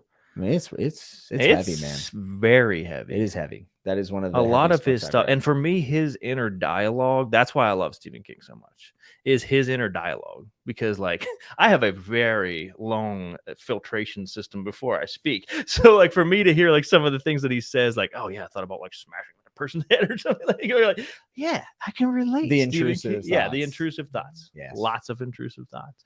And I love how he writes them. That's one of my favorite things about Stephen King. Yeah. Yeah, I think when he understands, like when he gets a character down that like his human condition. When he understands that and he gets it across, I mean, that is some of my favorite writing. And I think that's why he stands out, so much. Also just being prolific helps a lot. He writes so very much. I think I actually got you to buy Ubik. Did you? Wait, you read Ubik? Yeah, I read Ubik. Yeah. So I read Ubik. The man's read Philip K. Dick, folks. I mean, it's fantastic. Yeah. I read Ubik actually had another surgery. So yeah. Not healthy. No. The old gallbladder had to come out and then had pancreatitis afterwards. It was a hell of a run. But yeah, that one was that one on heavy narcotics, actually. So that was an experience. I read Blood Meridian and then Ubik right after that. Those are two pretty heavy reads. Man. Yeah. Ubik is short, but it's Oh dense. man, Blood Meridian, like just being, for lack of a better, just like full torque spun was like that's why like I want to reread it, but like I don't ever think I'll experience it. Like I literally read it in a hospital bed. So like That's wild. Yeah. And then you read Ubik when you got out. Yeah. That What was it like oh, I loved it. It was weird though. Oh, it's weird. It's very weird. And the concepts of it were very strange too. Like I'm there's some blacking out on that book that I'd like to revisit that book. Yeah. Oh, I think it's one you could reread many times. Yeah. Philip K. Dick's mind is just it's wild. Just the levels of it, like yeah. I read Man in the High Castle after that, and I liked Ubik more. I liked Ubik a little bit more. Well, a lot more to be honest. I think Ubik's like a fantastic book. Man in the High Castle was fun. Mm-hmm. You know, the premise is pretty interesting. Yeah. Essentially, it's an alternate timeline where the Japanese and the Germans won World War II, and the United States is split up. Oh, there was a show. Man in the High Castle. Yeah, Man in the High Castle. Yeah. The show is very different. Is it? I like it. Okay. A lot of PKD fans don't. Huh. And actually, I just don't think many people like it. It's one of those. It's like a bad show. I like. You know, Yeah, it is what sure. it is. It was like Americans. Like it started off super good, and then a lot of people like the Americans. Well, see, I had some trouble with the Americans. What was it? That I had a bunky pirated version of it back in the day that stopped playing a couple times. We don't endorse piracy. No, we don't. Ever. Paul John says, "Where are you in Book of the New Sun, Jimmy?" I finished Shadow of the Torture, and I thought it was amazing. Like I can't put in the words how good I think that book is. That's a book. I would. That's the editions I showed you today at the Blue Face. Is that what you had Jimmy to read? No, I got my other friend Jimmy, who was actually the officiator at my wedding. He read Sun Eater. Sun Eater, that's what it was, and he loves them. Do the covers look similar? No, it's funny you say that because I don't think the covers really look all that similar, but Sun Eater, the author Christopher Rocky, I've had him here on Chatting with Nuts. Yeah, he is the biggest Book of the New Sun fan in the world. How funny! A lot of Book of the New Sun, inspiration-wise, is in Sun Eater. Oh, okay. Even like one of the kind of end lines that he always puts in every book is very Book of the New Sunish, which I found out from reading Book of the New Sun. Yeah. So it's funny that you related those two without actually knowing that. Yeah, it's hilarious. Huh. Well, yeah, I think I got confused because I saw it. I'm like, oh, hey, here's a book you read, and then he's like, no, that's not it. But yeah, that's funny. You would enjoy Sun Eater quite a bit, actually. Yeah, he was explaining it, and I was like, oh, I think I would love that. Sun Eater's great, but it didn't count for him either because the audiobook, the whole thing. So the audiobook is fantastic. Is it? Samuel Roken, I believe is how you say his name. Fantastic, man. A good audiobook. Okay, so do you? I think I already know the answer, but I'm going to ask you, and then we can see what the chat thinks too about. Okay. Do you like when someone does the like over the top voices? It depends. It just depends. Yeah. I mean, I would say I'm going to throw my hat in the yes category. Yeah, you like over the top stuff. I do. Yeah, I do like the excessive over the top chaos. So, yeah, I could see why you like that. I will say this: I don't like whenever I can't tell voices apart. I don't need you know, a deep voice male to try to talk like this. I don't need that. Unless they can. Need it to be like you can make your voice sound lighter without trying to imitate what you think a feminine voice is. You know what I mean? Yeah, like if you want to be Eddie Dean, then Eddie Dean. Yeah, dude. I mean, Eddie Dean. Yeah, I mean, it's the best. That's so, the one thing I will say is I read Trader Boreau Cormorant and I thought it was terrible. I thought I'm sorry. I love the book. The Trader Boreau Cormorant. I love the book. The audio book was terrible. Really? The narrator just never changed their tone.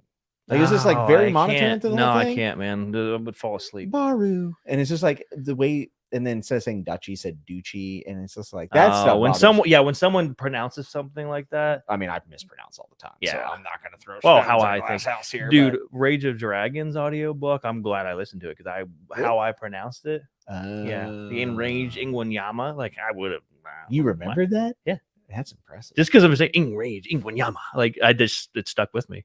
That is just that connection too of like the power up of using like the caster. I'm all really cool. That. Well, that's similar to The Witcher too. So Yeah, that is true. Yeah. I have those books too. I watched the first season and then bought all the books, but haven't cracked them yet. Oh, Nick has a recommendation. You're Okay. speaking about techno thrillers, which is kind of what I was describing with the technology stuff, right? Yeah. Damon, I assume it's Damon, by Daniel Suarez is awesome. Also written in the early 2000s. Oh, so like similar to Girl with the Dragon Tattoo. And people really like it. So yeah, put that on your list, bro. Oh, for sure. Absolutely. I think that you could enjoy that. Folks, at this point, start throwing out some recommendations. We've talked about a lot of the books that he's read, so I feel like people can maybe be able to put things together. Where's my mind at? My God. Oh, man. One thing only. Mitch said you read it on Heavy Narcotics. Dick probably wrote it on Heavy Narcotics. Well, see, I think you have to be in a right state of mind when you're reading certain things, right? Yeah. That's what I heard. That's honestly part of the reason I wanted to read it, too, at that time. Yeah, because I was like, oh, I am. Well, I told you it was weird. Yeah, like, and that's why I was like, let's make it extra weird. So like I was seeing shit coming out of the book. Derry says, Andrew, you have a bunch of hobbies. You just got a pilot license. I'm assuming you have a job. Yeah. You've been in and out of the hospital. When do you have time to read? Oh, so I do have like about a 45-minute, depending on traffic, which always seems to be traffic, to an hour drive both ways to work most days. So that's why I do a lot of audiobooks. Terrible stretch of interstate. It's horrible. Always a wreck. And it's always at the wrong time. When I'm heading one way, it is that way. When I'm heading the other way, it's that way. So you never get a break. But honestly, when I'm in, maybe I'm not going to finish a chapter and I get in some traffic, and so it makes the drive a little bit better. So yeah, that I do overcommit. And I think too, that's why I can't get things done as much. Yes. I used to work with Andrew and I used to make that same drive and I used to listen to audiobooks on that drive as well. Yeah. That's the only thing that makes that drive that was the only thing that made that job any good. Yeah. At times. Oso says Blood Meridian. I've never read a book where I was happy every time the protagonist died. That is true. Americans consider it the best modern drama and haven't seen it though. Well, yeah, I mean, I do. And then I'm not. Yeah, he's saying that the pirated version he was not a fan of because it didn't play, and then I never got to watch it again.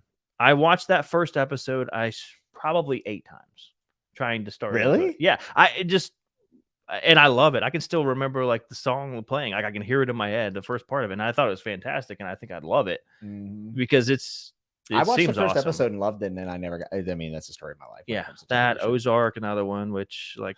Don't get me started on that. Don't get me started. Fantasy Fanatic says, I have a feeling Andrew would love Red Rising, and you. It kind of looks like we're holding hands when I put my hand down here, doesn't it? We can do that. Yeah, I think you would love Red Rising. What is that? It is a space opera, but it is all gas, no brakes. Oh, we love like all the deceit, treachery, violence, drama. I mean, it is so you. Really? All right. Yes. Like you would love it. Ah, okay. And you didn't like read Hunger Games and stuff because there's the first book is a little different than the rest of the series. It's kind of like Dark Tower in that regard. Not as extreme. Not nowhere near as extreme. We get a big jump there. Which the Gunslinger is totally different. Yeah. Right? But Red Rising is not representative of, in my opinion, like the rest of the books. Now, I haven't read the sequels. There's a second series, and the newest book just came out, and people are losing their minds over it. Like, so I know some people who I trust very well are saying it's their new favorite book of all time. Wow, the new one or the newest one? Okay. So you have the original trilogy, which is Red Rising, Golden Sun, and Morning Star. Okay. And then you go into what is going to end up being a 4-book series, and you have Iron Age. Iron Gold, Dark Age, Lightbringer, and then Red God is the final one. Ooh, all these. And there's a lot of commentary on class and overthrowing systems and the cost of that, and like what's it actually look like on the other end of something like that, and like identity is also explored, like literally like your identity changing. It is very, very fast paced, and it's written in a way that it is hard to not keep turning pages. Some people do bounce off of it a little bit because there is so much thrill of it. Like it's thrills and kills and a lot of it. But I honestly think that you would be like totally in. And the audiobooks are very good. Okay. Yes. You can follow it on audiobook. Yeah. I can follow. So. Okay. Yeah. That honestly, Fantasy Fanatic, that is a great recommendation. I think out of everything on the docket, I think that would probably be number one thing that you would enjoy. Yeah, Red Rising. And it's a great time to get to it because you don't read super fast. So like, by the time you get done with book, whatever it is, 6, 7 might be out. Oh, Like I final love that. book. That's so fun waiting on a release, man. Yeah. I haven't read the sequels because I'm waiting for the final book. He had to split the final book. Oh, so It was supposed to be a trilogy. Now it's 4 books because it Oh. was so big. He also had to rewrite a book because he said it was so dark. Yeah. So I'm in. Yeah, I think that you would have. Oh, I am in on that. Yeah, I think that you would love it. For sure. Yes. And I'm finding too that, like, I mean, I've got a stretch here of Stephen King books, and he does a lot of time travel stuff. Yeah. I mean, even Little the Dark sci-fi. Tower, like all of it, pretty much. Well, not all of it. I want to read Cujo too. That's what I'm gonna read. Dude, you've been talking about reading I Cujo know. for 5 years. Here's the thing: you gotta read Cujo when it's spooky months, I mean, that's fair. like coming up. I'm That's re- why. I'm That's reading when I Under read the it. Dome. I'm reading Under the Dome in October. Okay. But I got a bunch of people, and by a bunch I mean like 3, which is a lot. Yeah. I mean, most people never read books, so I feel Yeah, like it's it a lot. is. It's funny enough, like when we're talking about this, my great grandma read tons of books, and my mom also reads like so many. Your mom books. loves Nora Roberts. She loves Nora Roberts, and I she mean- loves the smutty novels too, like, which is hilarious. I mean, hey, who doesn't? I mean, you see some of these books, you're like, Mom, like, come on. She's read. She's read like thousands of books, probably. Oh, your mom? Yeah, she Yeah. reads like 5 to 8 a week.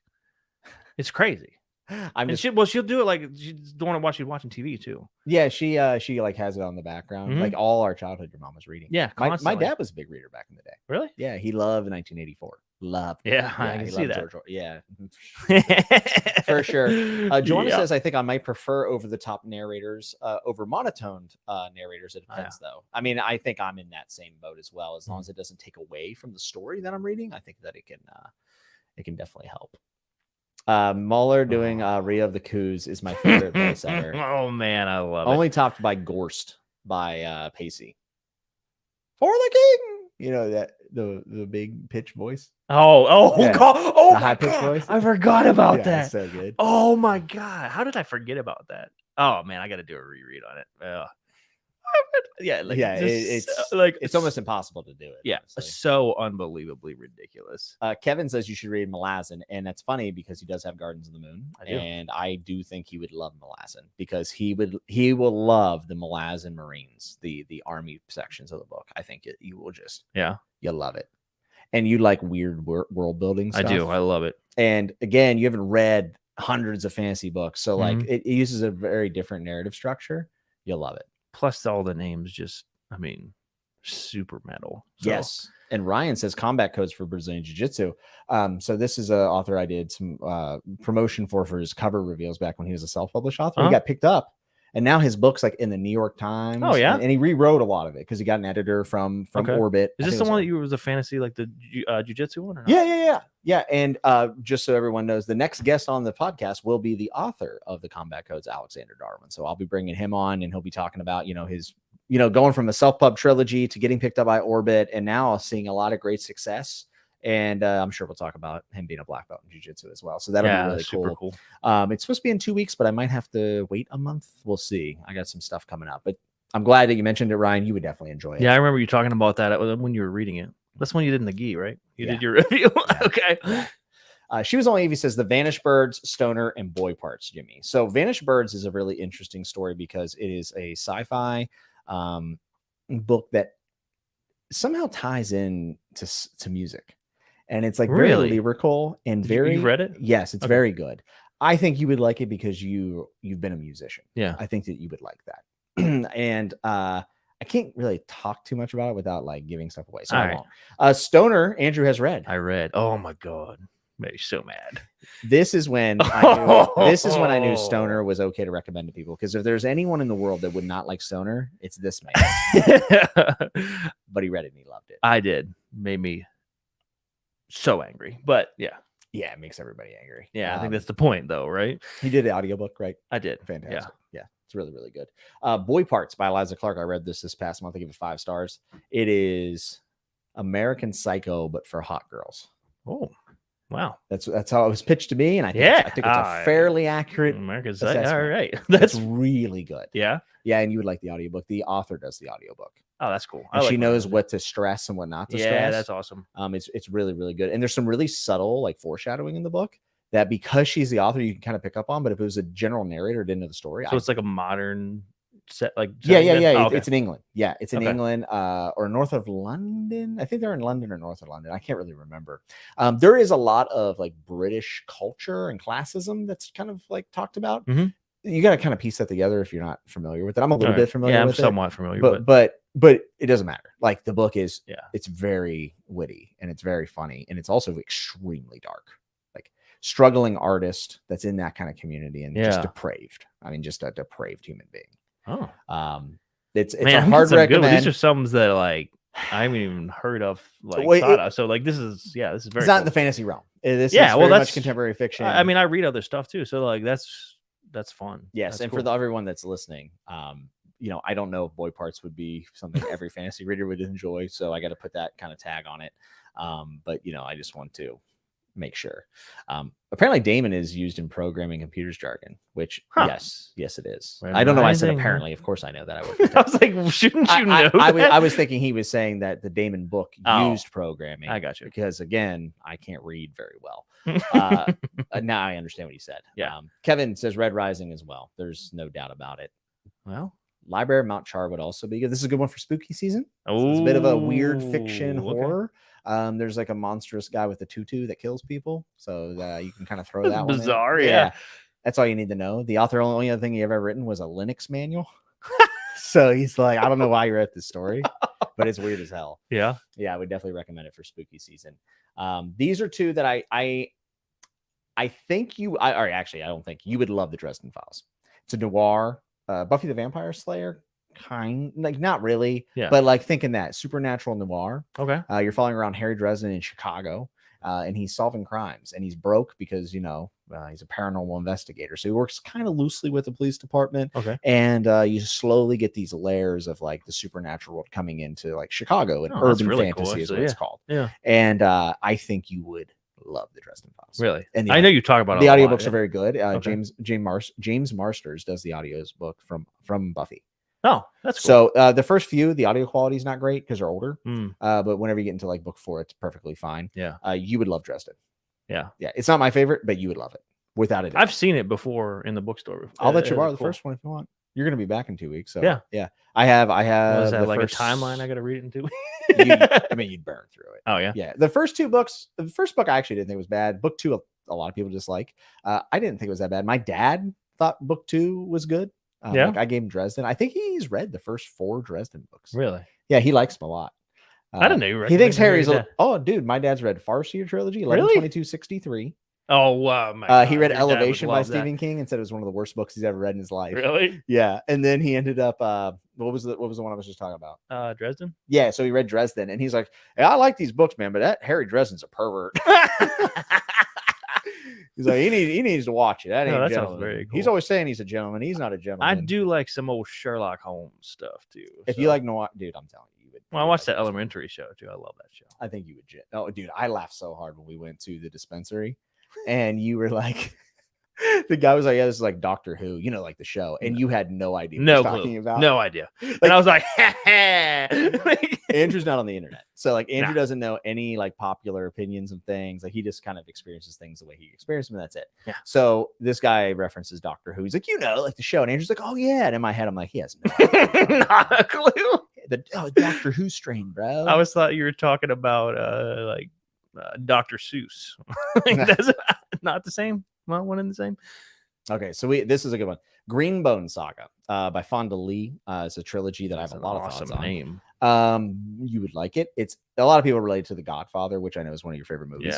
Yeah. And it takes place in kind of like a pseudo-Japanese. I actually don't know if that's true or if people just say that, so I'll leave that away. It has a cool magic system that kind of almost pushes into science in some ways, and it's like a battle of resources and territories through family dramas, like Godfather. Right? Yeah. Very entertaining. A really good cast of characters. Very good on audiobook, in my opinion. I think you would like it. I'd put that somewhere in the middle, though. Somewhere in the middle. You will like it. Yeah. But I think like for instance, Dresden, like home run with you. Red Rising, home run. Yeah. Like there's no doubt about it. Boy Parts you would also. Yeah, honestly, that's one that like just hearing the explanation was definitely up there too. Yes, absolutely. And what's that? I can't remember. You did a review on it, and I watched. I can't remember what the book was, but it had like an elk head, or like a like The a Only Good skull. Indians. Yeah, The Only Good Indians is by Stephen Graham Jones. It's very good. I actually bought that book after I watched your review. I thought you read it. No, I didn't read it. You haven't read it yet? No, I hadn't. I've Read had it. it for a long time. That's another really good horror book. I've been keeping the spooky ones, and then I read it, and it was it. I didn't realize how big it was. Yeah, you read it. Yeah.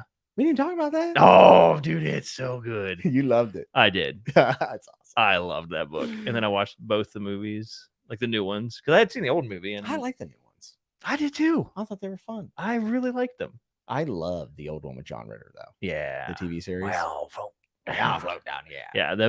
Again, that's like that's the voice that I heard in my head when I was reading it. Yeah, that's a huge book. Yeah, it is. It's I didn't realize because it's like, so it's big. really popular, so it can't be that big. I'm reading Under the Dome, and it's like that big too. Oh Just my Stevie, gosh. and apparently the ending's terrible, so that'll be interesting.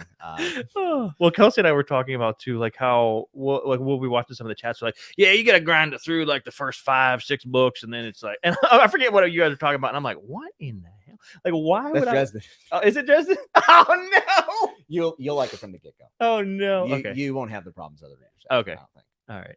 I think you'll love it. All right. Yeah, I think you'll be okay. That's so funny. Like, there's a talking skull named Bob. You're gonna love it. Oh, You're I'm gonna love in. it. Empire of the Vampire by Jay Kristoff. I've not read it, but maybe it would be good for you. We'll check that out. Vampire. We're gonna make a list, and I think it's slightly smutty, but it's like a I can get down with some smut, vampire though. like chronicle, I believe, like a guy telling a story. I Yeah. think What was that vampire show?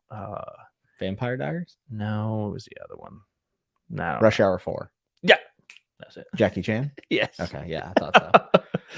All right, here we go. So Oso says, I recommend A Black and Endless Sky. Great audio. I do not know anything about this, so I'll have to check that one out. Black as well. and Endless Sky. Sounds cool. It's good because you guys put them in the chat, and then we can replay the chat, and he can write them down. So it's good. Yeah, that people are that'd getting be it great. down. Paul Johnson says this 3 Stigmata of Palmer Eldritch. That was tough to get through. My favorite PKD book, and one where said that the book scared him. Lots of paranoia and realities in play. Well, paranoia seems to be a common theme with PKD. Yeah. I'm interested to read that. My next Yeah, one, I that's- think this chair's gonna break. Oh no. It just keeps like. Well, don't do that. It sounds terrible. I want to read a Skinner Darkly next. That's the one I think I'm going to go for him. I definitely enjoy his stuff. Oh no. The Narrator by Michael Sisko. I do not know that book either. Truth be told, Empire of the Vampire is so ridiculous it's worth a read. Andrew likes over the top things. I love the ridiculous. Like absurdist things. Yeah, like if it like every page gets more and more ridiculous and chaotic. Oh, I'm here for it. The over the top absurdity. I don't think Andrew would like the Silmarillion, I'll be honest. No, is it? No. Is it deep? It's like Tolkien's Bible for Middle Earth. It's literally written like kind of Really? like the Bible. Yeah, I mean, maybe you would like it. I mean, I like. Maybe Blood you haven't and read the Rain. first. You haven't read the trilogy though. So I have not. No, that's definitely something I need to read. Nah. No? I mean, I like it, but I don't know Yeah. if you would. I'll be honest. Yeah, that's It's a lot of walking. That's why I haven't. I mean, that's why I haven't read it. You I don't- read The Hobbit. You got it. I was like, I think I got the gist of it. And I know people watched right the now are like, movies. "Are you kidding me?" Listen, this is a guy that's only going to read Short maybe, attention span. if he ends up reading 10 books in a year, that's awesome, right? Yeah, So that's a good I try to be selective with what I recommend to him. And I love Lord of the Rings, but I gotta go back and don't read know, the bro. first Game of Thrones is apparently first, so we can actually talk about it. I feel like I'm gonna get stabbed Good. tonight. You can come on Bend the Knee and we'll talk about it. Oh, There's so many Red Rising recommendations. oh in the man, chat. I'm gotta read Red Rising then. Yeah, Nick says Red Rising is crazy and so good. Like, I can't imagine Now we talking series- how big is this book? No, that you can get through 'em. No? Yeah, Okay. yeah, you could read them all this year. Maybe not this year, but like a calendar year, you could do it. Okay. Yeah, you could definitely do it. I haven't read the sequels, so Yeah, I do- If and- you end up getting to the sequels, I'll read them with you. All right, sweet. I want to read them with Wow, Alan. if reading he with you. rereads them. So fast. Huh? I'll read them slow. A couple pages a day. No way. You're Yeah, doing you're that. right. You're right. You've already I read blown me out of the. I don't even know what you're like done with One Piece, I think. And I'm like just still in our alarm park. Yeah, Our man. alarm The park. comments, they're saying that they're not pleased with your pacing. Oh, What are you well, saying? I mean, apparently I'm gonna have to turn up on here. We already said that I don't have any time. No. Oh, Connor You says just Red make Rising and time. First Law are consistently overhyped, in my opinion. So much hype that they were let downs by the time I got through them. So yeah, it just depends on what you're expecting, right? Sure. I try to go in honestly with books. I found if I go in with like just a medium expectation. Well, you're not in our circle. You're not doing this.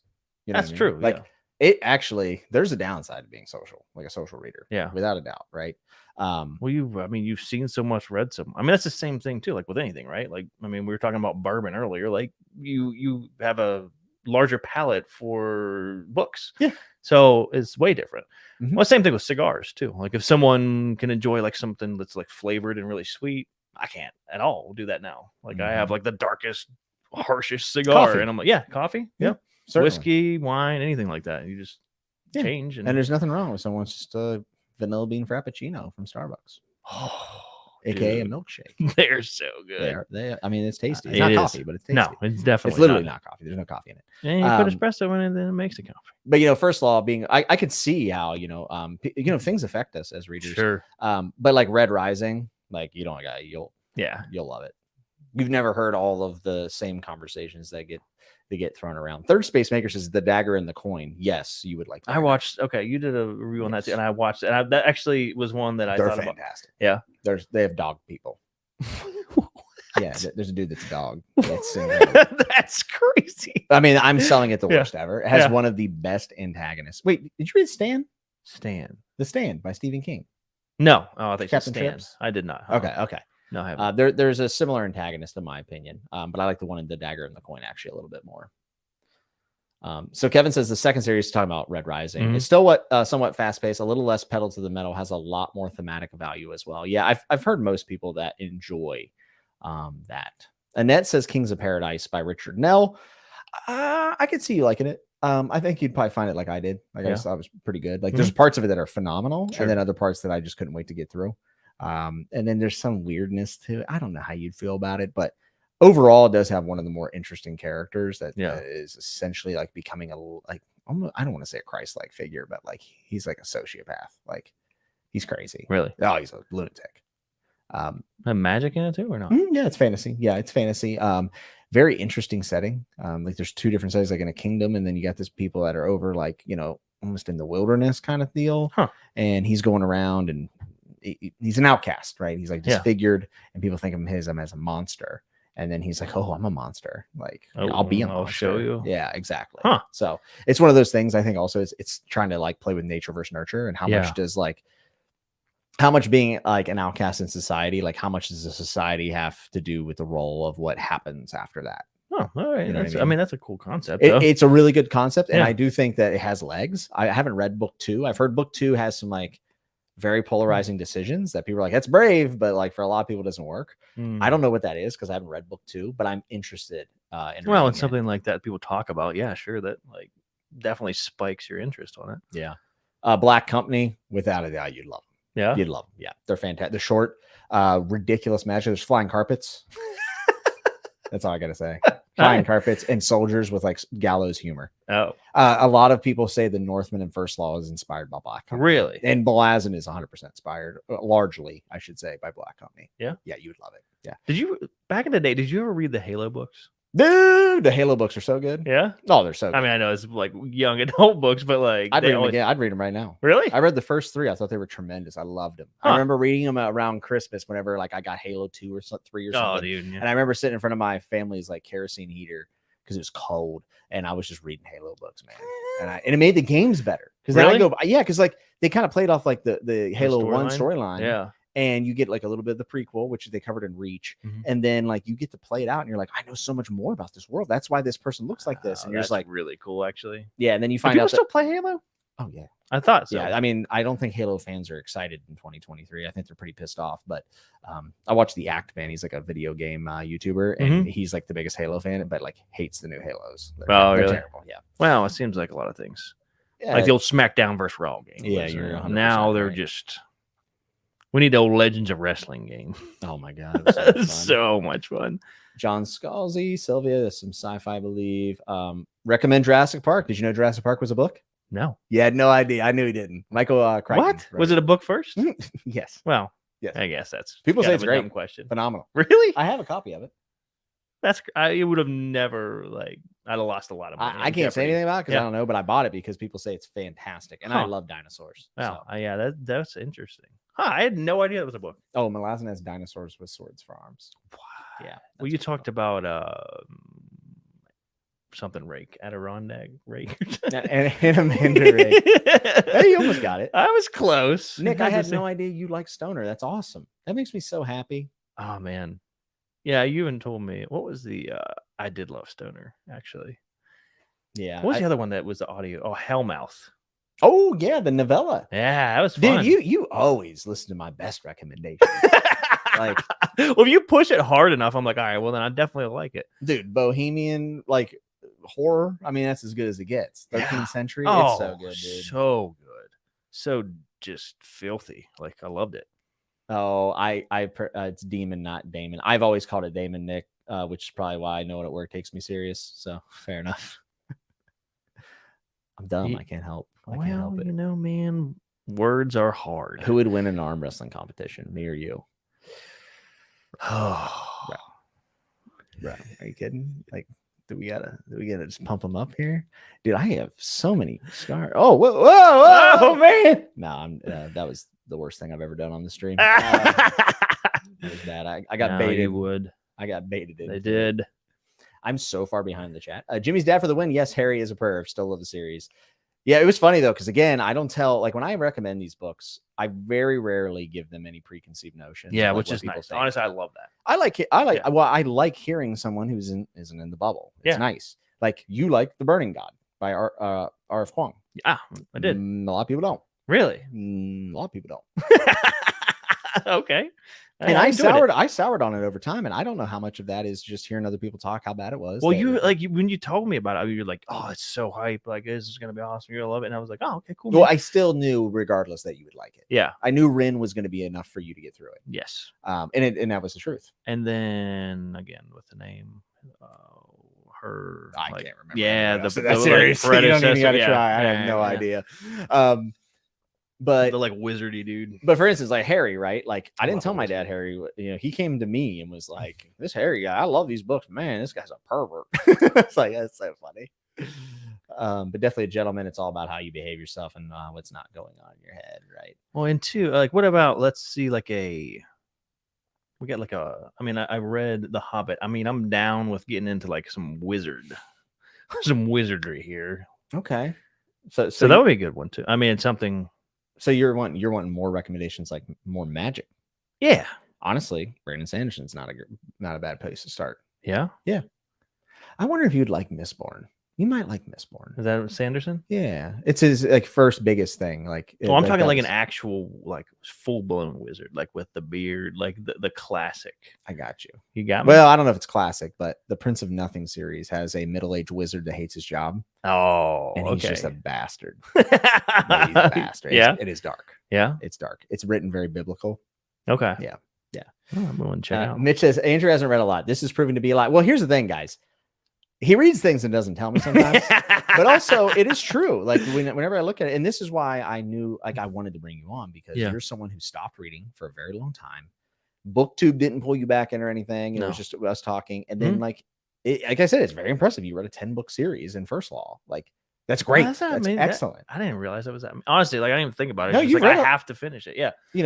You're not reading as much as me. Well, but seriously, you read probably more than I would imagine 90% of people. Probably 1% when readers with what you read. That's wild. And you've read a lot of stuff Hellmouth to Stoner to House in the Cerulean Sea to Blood Meridian. Not a lot of people get that kind of range. It's a big. I guess it is quite a range, I suppose. Yeah, you're not kind of. And then the manga, and then the action, getting into the American comics too. Western comics. Yeah, we read Gideon Falls. Falls. Yeah. Absolutely. And then actually the one Berserk, it's not the Berserk, but Berserk, I think it's Berserker. It was written by Keanu Reeves. Oh, I didn't know this. Dude, you really? No, I didn't. Oh, he's an unkillable just Berserk. Yeah. No, he doesn't, but I don't want to tell you too much, but it's just thrashy. It's very similarly written to how the John Wick movies are. But he's so OP. You should it's good. It's really good. I read it in one sitting. It was so good. I may have seen it before, at the bookstore. Yeah. but I'm not positive I have. I didn't know Keanu Reeves wrote it. That's cool. Yeah, it's super. He's like super into comics, I guess. The dude at that He's a comic. jiu-jitsu guy too. Yeah, I know. I randomly fell upon this comic book store, and they were running like 40% off. And I love when places do this too. Like they have the recommendations from the people, Mhm. and the dude he's like, "That's my shelf number 2," and we were just talking about books, and he's like, "I got you, man." And we were talking about the Dark Tower, and he it took him a while, and I was like, "What is this guy? Like, is he gonna pull a sword or something out?" And he just pulls out and like shows me that he has like a Dark Tower tattoo. Now that's crazy. And and like we talked for like a couple minutes, and then we were just BSing back and forth. I'm like, I haven't read that. I think it was in book 2 when I was talking with him, and he recommended some of those comic books to me. He recommended the Gideon Falls, and one it was Squeeb, very very weird. It's just, and then Johnny the Homicidal Maniac. It's very weird. That sounds I feel like I'm like getting to be schizophrenic when I read it. It's very strange. Interesting. Actually, the writing in that looked kind of like the poster that you. I do have that handwriting. It's true. But yeah, that guy was super cool. And then like every time I go in there, he's like, "Hey man, you read this book?" It's really cool. I've not been into a comic book and gotten that community from anyone because before I'd ever read anything like that. So that's like as far as my social reading. Me and old Ryan at the comic book store, and I've been in there like 4 or 5 times. But he's super cool and awesome. Has really good recommendations. Yeah, when you get a good person at a bookstore, I kind of miss those days because now I go in and I know exactly what I want. But I did used to talk to staff. Yeah, because like one of the biggest things that stopped me from getting back into reading, especially in fiction, it was like I didn't know what to do. Like you go in and you're like, okay, there are so many books. It's such a big time investment, and I'm assuming most of these aren't very good. I know that's very pessimistic of me, but that's how I thought. And it's like I want to read realistic about these. You know what I mean? I mean, think how many. You gotta be realistic. Think about how many shows are on streaming. Yeah, and how many of them are garbage. Yeah, or start out well and then just. Oh, and especially too, you're in YouTube so much. How much YouTube is trash? Oh, sure, certainly. I mean, so and that's why when people say like BookTube, there's not like any kind of value in even book hauls. Like people crap on book hauls, and I can understand where they're coming from, kind of. But like at the end of the day, if anything that helps you kind of curate that list down is great. Yeah. But I used to do it a lot with the employees at the bookstore, but not so much anymore. I'm too far gone. Bosch, like that's been recommended to me by multiple people. Really? Yeah. I don't even. That's weird that someone said that. I'm being honest. 3 Stigmata is great. So many amazing PKD books. Memory Star and Thorn by Tab Williams, I think you would like. Dude, those Tab Williams books on your shelf looked so sick. I got pretty much everything he has but Bobby Dollar. That's the only one I don't have. Bobby, I mean, I don't. I just know he's an author, and you have the books, and they look cool. That's about his he has great covers. Yeah, they're awesome. Covers. Joanna suggests Discworld by Terry Pratchett. Yeah, 100%. You would love it. Very, very funny, but also has a lot of really good thematic work. And it's like his big like world, right? So you can follow like the witches, and then there's the City Watch, which are like the people who protect the city, and then you have Death, like literally like the Grim Reaper of the world, and you can follow them on their journeys. Oh, that's cool. And it's like individual arcs, but it's all one world, and it's a world that's on the back of a turtle floating through like space. Oh wow. Yeah, it's fine. It's the turtle we get. Yeah, right. It reminds you of a little dark tower there. I think that you would vastly enjoy it. Yeah. I would probably put that up there to try. I would put that probably 3rd. I would do like Red Rising, Dresden. I don't know. Those are tight. And then I would probably say Discworld. Yeah. I think you would really like Discworld. Yeah. I've only read 2 books in Discworld from the Grim Reaper. Death is what it's called. And I like them a lot. But like for you, I think they could be like big home runs. Really? Yeah, for sure. Absolutely. Man. Oh, so many good books or so many good recommendations. Over the Top Absurdity, My Year Rest and Relaxation. This is another hot girl book where a girl tries to sleep for a year straight using medications and drugs. Oh, it's wild. That sounds super wild. That would have been a good, very good post-surgery or a good surgery book. It might have sent you down a downward. I probably would have been bad. Old Gwen pulled me through, though. I know I'm missing some of these recommendations here, but we're going to be able to look back through here. Any Blake Crouch book, I know people really very fast paced. That's the only thing I really know about it, to be honest. Yeah, Warlord Chronicles by Bernard Cornwell. It's an Arthurian tale, so King Arthur, and it has It has one of like the greatest characters of all time, Merlin, and he's just a piece of crap. Like he's so mean to people. Like you would enjoy it. The audiobook performance, in my opinion, is very good. Yeah. I did have a The friend. audiobook's amazing. Yeah, I had a friend who did not enjoy the audiobook. He thought the Irish accents were poor, and he's from Ireland, so he's probably right. Well, I would say he's probably some right. validity there. Luckily, I'm an uncultured swine. Yeah, that's nice. That's what's nice about reading these books, of not having anything to compare them to.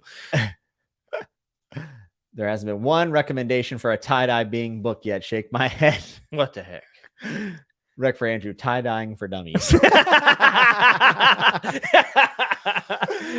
jeez, man. The shots are just being fired. Some David Eddings here. Lots of traveling, but battle scenes are, and the wit is real. Yeah. Catherine Roberts says, I've been reading, listening to all Michael J. Sullivan series. I'm really enjoying them. I've heard that has a great friendship in there, but also beyond that, there's some really good world building, which is pretty cool. I told him to read The Death of Ivan Ilyich, if that's how you say it. Short story. Mhm. He hasn't read it yet. No, but I demand that he does, because oh my god, if you like stoner, you'll like it. Yeah, it's fantastic in my opinion. Yeah, when I actually read the first part of like what stoner was about, I was like, yeah, that's what everybody does. He tells you what happens in the first page. Yeah, I was like, it's captivating. Yeah, it's so man, good. It was good. You'll love Tolstoy. Yeah, it's Russian literature from the late 1800s, and it reads like very modern. Now, obviously, it's translated work. Well, yeah, so it depends on the translation, but I think Tolstoy is just fantastic. Wistful Ascending, funny superhero space opera, not I assume parody funny. I've heard really good things about this, and I have not read it yet, but I heard it's very fun. Is it blasphemous to like the Halo show? I've not heard anyone talk about it, if I'm being honest. I didn't even know there was a show. I loved that world though, man. At the time, like Halo was just life, just LAN parties, and those were the days. Those were the days, man. Just drinking Sierra Mist. Is Sierra Mist even a drink anymore? No, they axed it. It's gone. Oh, yeah, it's over. Is it that? What is it now? There's just nothing. I don't remember. It's weird. Is it like that? No. Star. I thought it was Score. Okay, Star it's Star. Yeah, you're right. I like this question. Curtis7 says, what's a popular book on BookTube that you think Andrew would hate? Ooh. So it depends on like popular on BookTube, like, what we're talking about. I mean, there's probably plenty that you would not enjoy. Well, for instance, I don't think you'd like Trader Borrow Cormorant very much. No, it's in a contention for Book of the Year for me. Like it's definitely top 3 right now. By Seth Dickinson. I don't think you'd like it that much. Yeah, I'd have you try it to find out. I would kind of want to, but it'd be like a loose. It'd be a loose recommendation where it's like, hey, if you didn't like it, it's fine. Yeah. There's some really good stuff in it. You'd love the ending. The ending is tremendous. Yeah, you would love the ending, but I don't see you meshing with it in the middle. It's a little slow.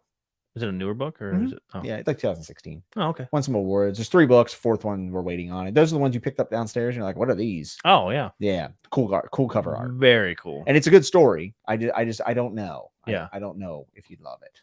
But I would certainly love for you to try it anyways. So yeah, the list goes on. It does. There is so much here.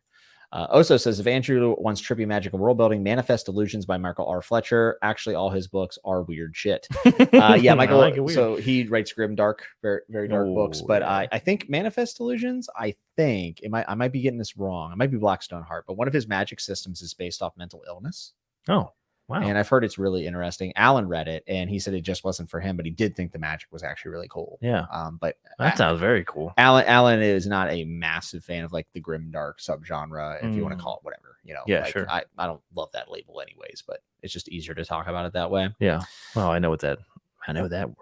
Oh, this is a really good point. Kings of the Wild, if he wants wizards. It's a standalone book, very good audiobook. Yeah. It's like a D&D adventure.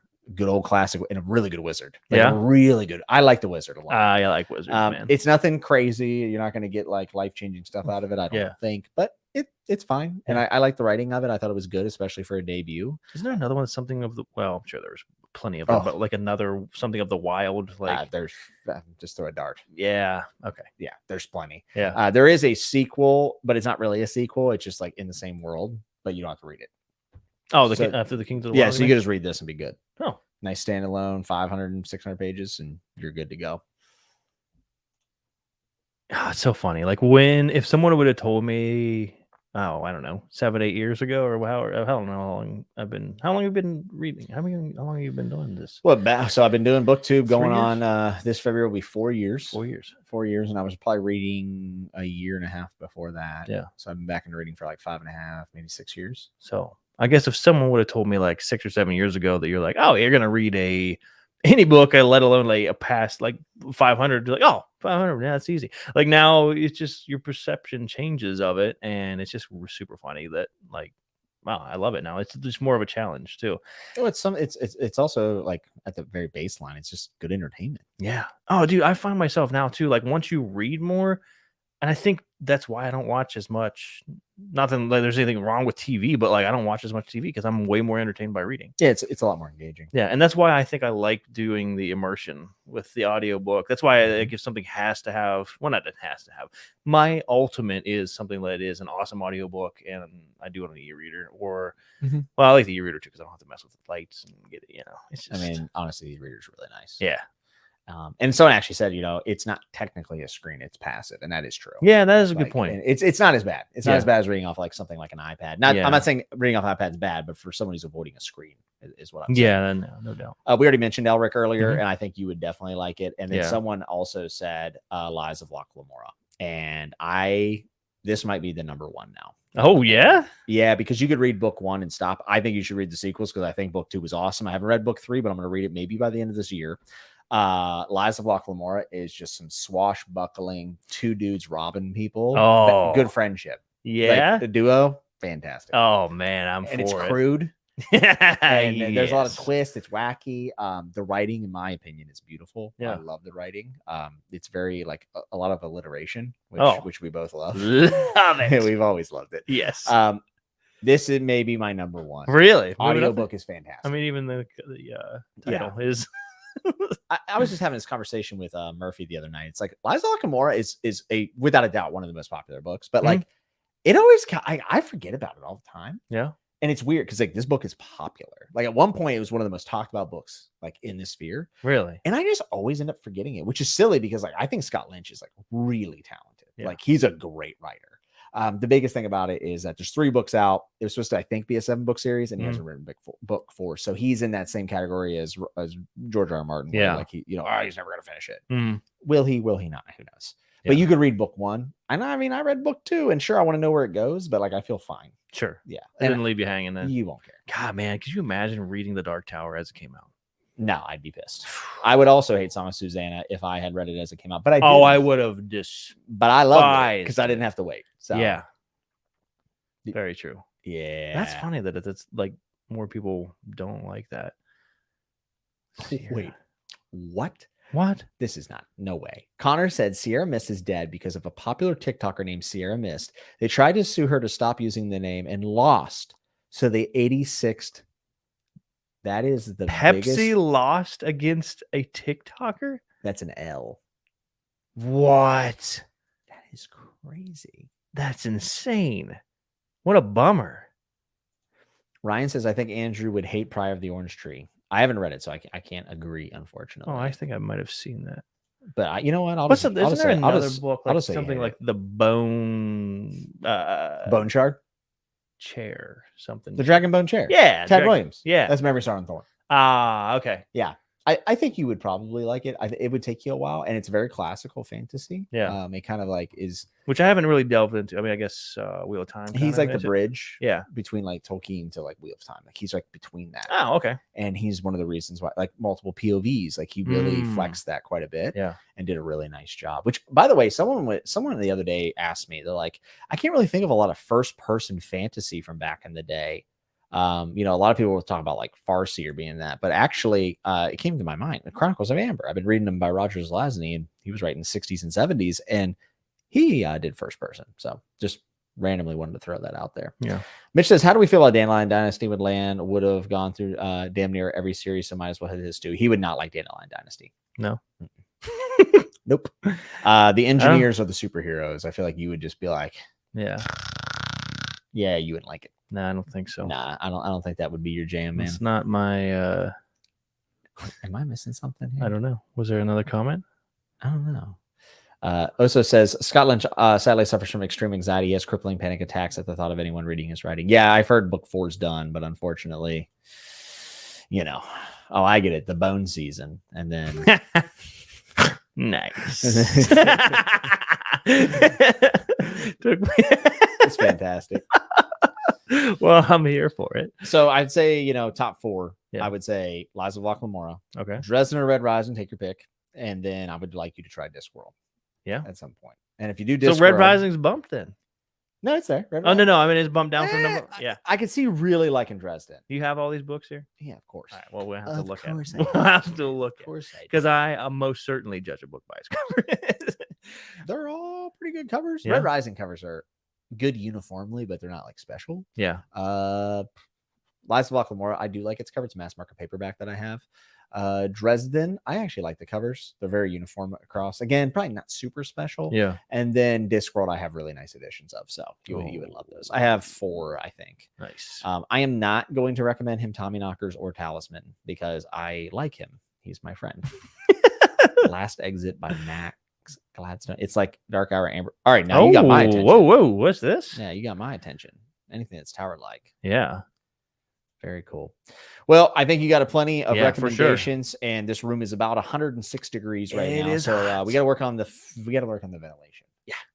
Well, it's tough because the mics don't like the fan. The mics don't like the fan. It Yeah. is hot as the devil's dick in here. It sure is. It sure is. Do you have anything to say for the folks at home? Oh man, that was awesome. I mean, this is super fun. Goes by And- quick. yeah, it does. It does I go can't believe, wow. Wow, thank you, I guess, man. Like, definitely, that's super cool. Thanks for having me on here, and I'm super excited because none of these books were even on my radar, let alone, So I thought it'd be fun. yeah, super fun. Yeah, because I give you these recommendations, but they're very scoped. Yeah, I don't think out the side of the box too much. I also don't ever want to overwhelm people who aren't like in this. You know what I mean? Like, Yeah. it's when you get overwhelmed, it's easy to say, I'll just come back to it later. yes. So hopefully you didn't get too overwhelmed. With Well, I it. think that's what happened with Robin Hobb. I think I saw how many there were, and I was like, oh man, it took Yeah. me a long time to get through the first yeah, trilogy. that's true. Yeah, and then Kelsey said, like, oh, that book was like, it's a big book. And I was like, but that also led me to the Dark Tower. So All roads lead to the tower. It's Cobb. It's Kyle. got it. Yeah, okay. Well, thanks for coming out. Yeah. Thanks for taking some time. Yeah, man. Folks, if you enjoy watching me and Andrew ramble back and forth, we do cover manga over on Dudes Talking Manga. That is our channel, a joint channel. Mhm.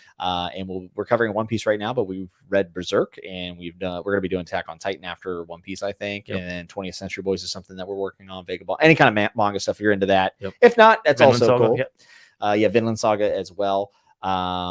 But I'm glad we got to do this. Yeah. I will say this. I do wish that the fantasy book world had more swag, because the manga world, I'm all about the swag. I agree. Like, someone needs to come up with. Well, there's a lot of specialty printings now. Like, Yeah? there's special editions, but Oh, I'm talking about gear. Like, I want to be you rocking some. want the like, t-shirt. yeah.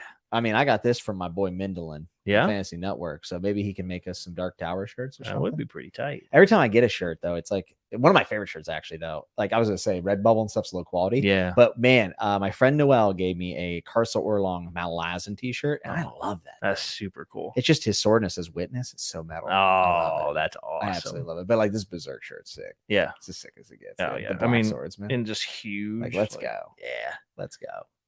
Is there anyone Very still cool. watching? Yeah, they're still here. Okay. Hello. Well, Bub, I love you. I'm glad you're here. Yeah, love Glad you. to have you. And folks, thanks for tuning in on a Friday night. I know that you Yeah. have a lot of things that you could be doing. So sitting here and honestly, just listening to me talk to my best friend, this is, this is something I always wanted to do. Yeah. Even started the channel almost 4 years ago now at this point, and to be able to bring you in, the fact that you've read these books, and I think it has offered you a different kind of perspective, maybe, 100%. on life. Like, Oh, dude. And like, so many people say, like, oh, you read these like self-help books. Throw that shit out, man. Like reading, you actually like see other characters, and you see characteristics of them. Like, man, I kind of do that. Like, maybe I should change. Like, that guy, I don't like that guy. And it's like, why don't I like that guy? You dig in. It makes you really self-reflect and just think, like, why is it that I don't like this person? Or what do I like about this person? Yeah. And then you're like, oh, maybe I can emulate this. And for me, that was like more powerful than any self-help, management, blah blah blah, whatever, any of those books. Mhm. And like that was really eye-opening for me, because people that read are, I don't want to say in this bubble, but like I get it now, like because I have read. But before you actually start reading these things, you're like, you're full of shit. I mean, that's what I thought. Like it's just like a small little, this group of people that I don't want to say look down on it, but it's just it's a change in perspective that I didn't think I would get from You reading. can learn things from Yeah. wizards and fairies. and- Very cool. Never thought about it, but Yeah. I mean, I did with movies because that was kind of my world, Mhm. and I loved making movies, making shorts, doing all that stuff, and reading just really surprised me in a great way. It's awesome. Yeah. I'm glad. Yeah. I'm very glad. Offers a new perspective. Yeah, and I think too, I would have never done that without having the recommendations that because Yeah. you said it before, like there are so many books, and there's so many bad books, and there's so many popular books that I wouldn't have liked. No, definitely. Yeah. And if you get burned by one, it's hard to come back. And from if you're starting out. I mean, Especially with if they're the 100,000 pages. yeah, it's like, oof. and a short attention span too. Like that. Yeah. If I want to dig into this, it's got to be something I'm going to enjoy. Yeah. Well, I'm glad you read. Yeah. And I'm glad you're here, and we have new stuff to talk about, which is always fun. Yeah, for sure. That and rolling them bones. Oh, rolling them bones, boys. Yeah. We love rolling them bones. All right, everybody. We hope you have a wonderful night. Thank you again Yes. so much. If you like the video, you can hit like. If you hated it, you can hit dislike and hate on me and Andrew in the comments. But if you like, you could also say something nice, which is always nice to read. And there is a Patreon in the description. It's optional, but always appreciated. Until we see you next time, we hope you're good. We hope you're safe. And remember to always Keep turning the page. keep turning the page.